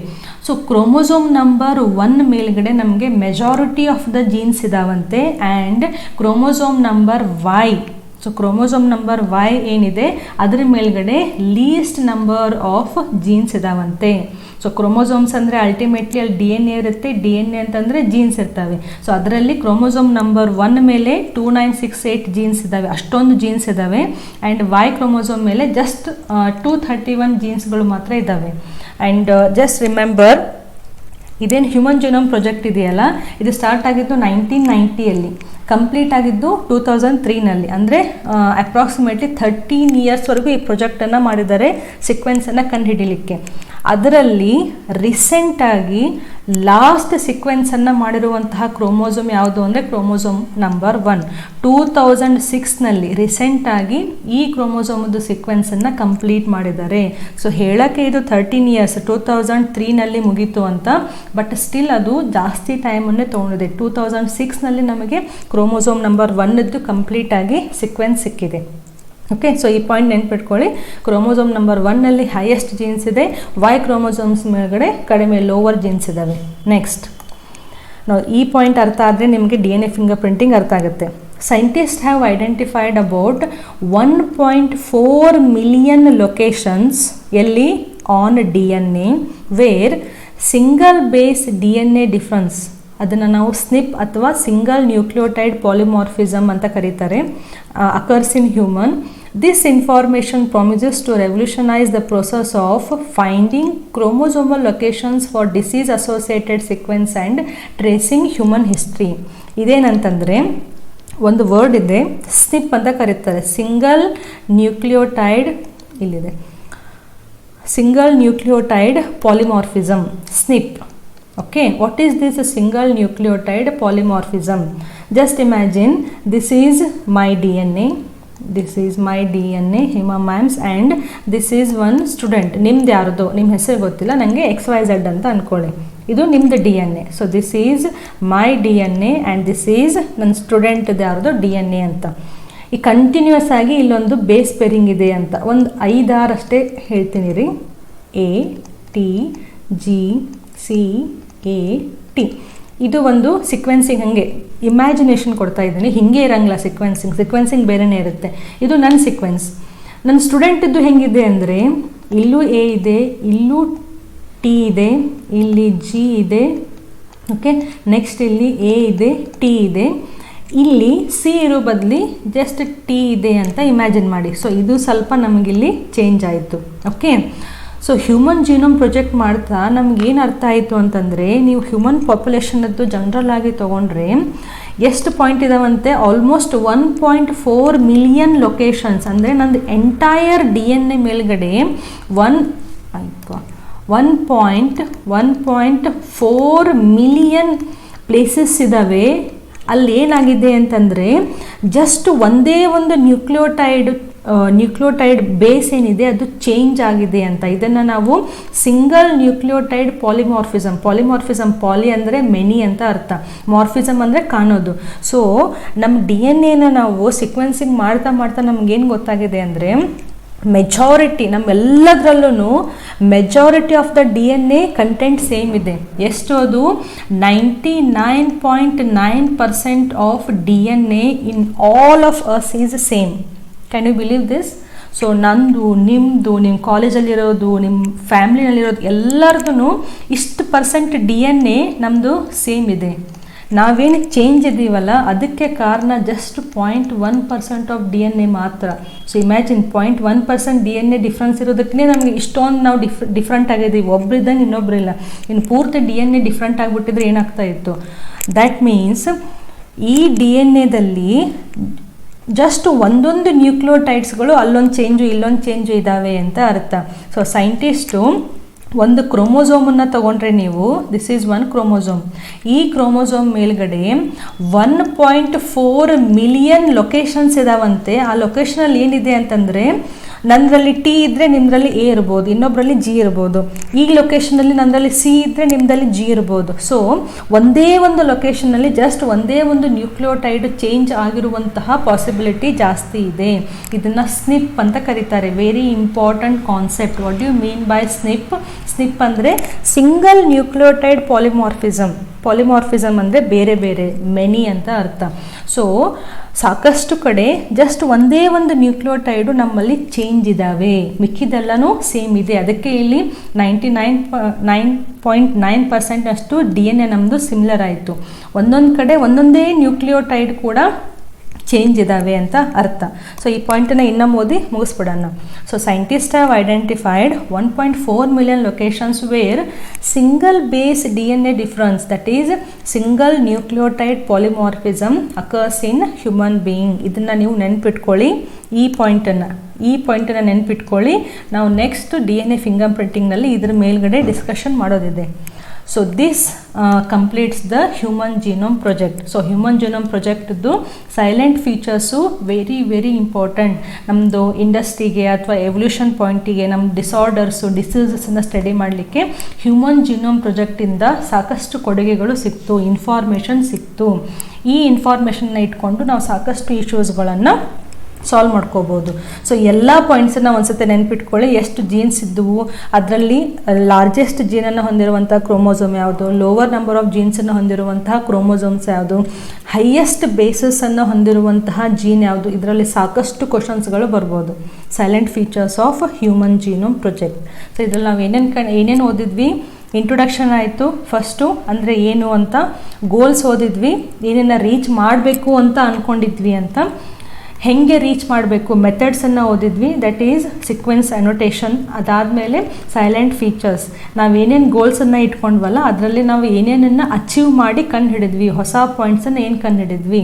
So this is all about human genome project. Confuse ಆಗಲೇಬಾರ್ದು. ಮೆಥಡ್ಸನ್ನು ಕಂಪ್ಲೀಟಾಗಿ ತಿಳ್ಕೋಬೇಕು. Host ಮತ್ತು vector concept very very important. ಅದಾದಮೇಲೆ salient features, ಎಲ್ಲ point important. ಒಂದೊಂದು ಪಾಯಿಂಟಿಗೆ ಒಂದೊಂದು ಕ್ವಶನ್ ಬರ್ಬೋದು. I hope human genome project ಕಂಪ್ಲೀಟಾಗಿ ಅರ್ಥ ಆಗಿದೆ ಅಂತ ಅನ್ಕೋತೀನಿ.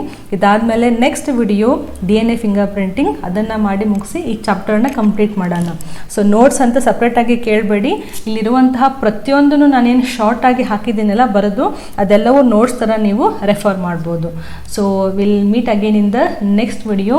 Thank you for watching this video.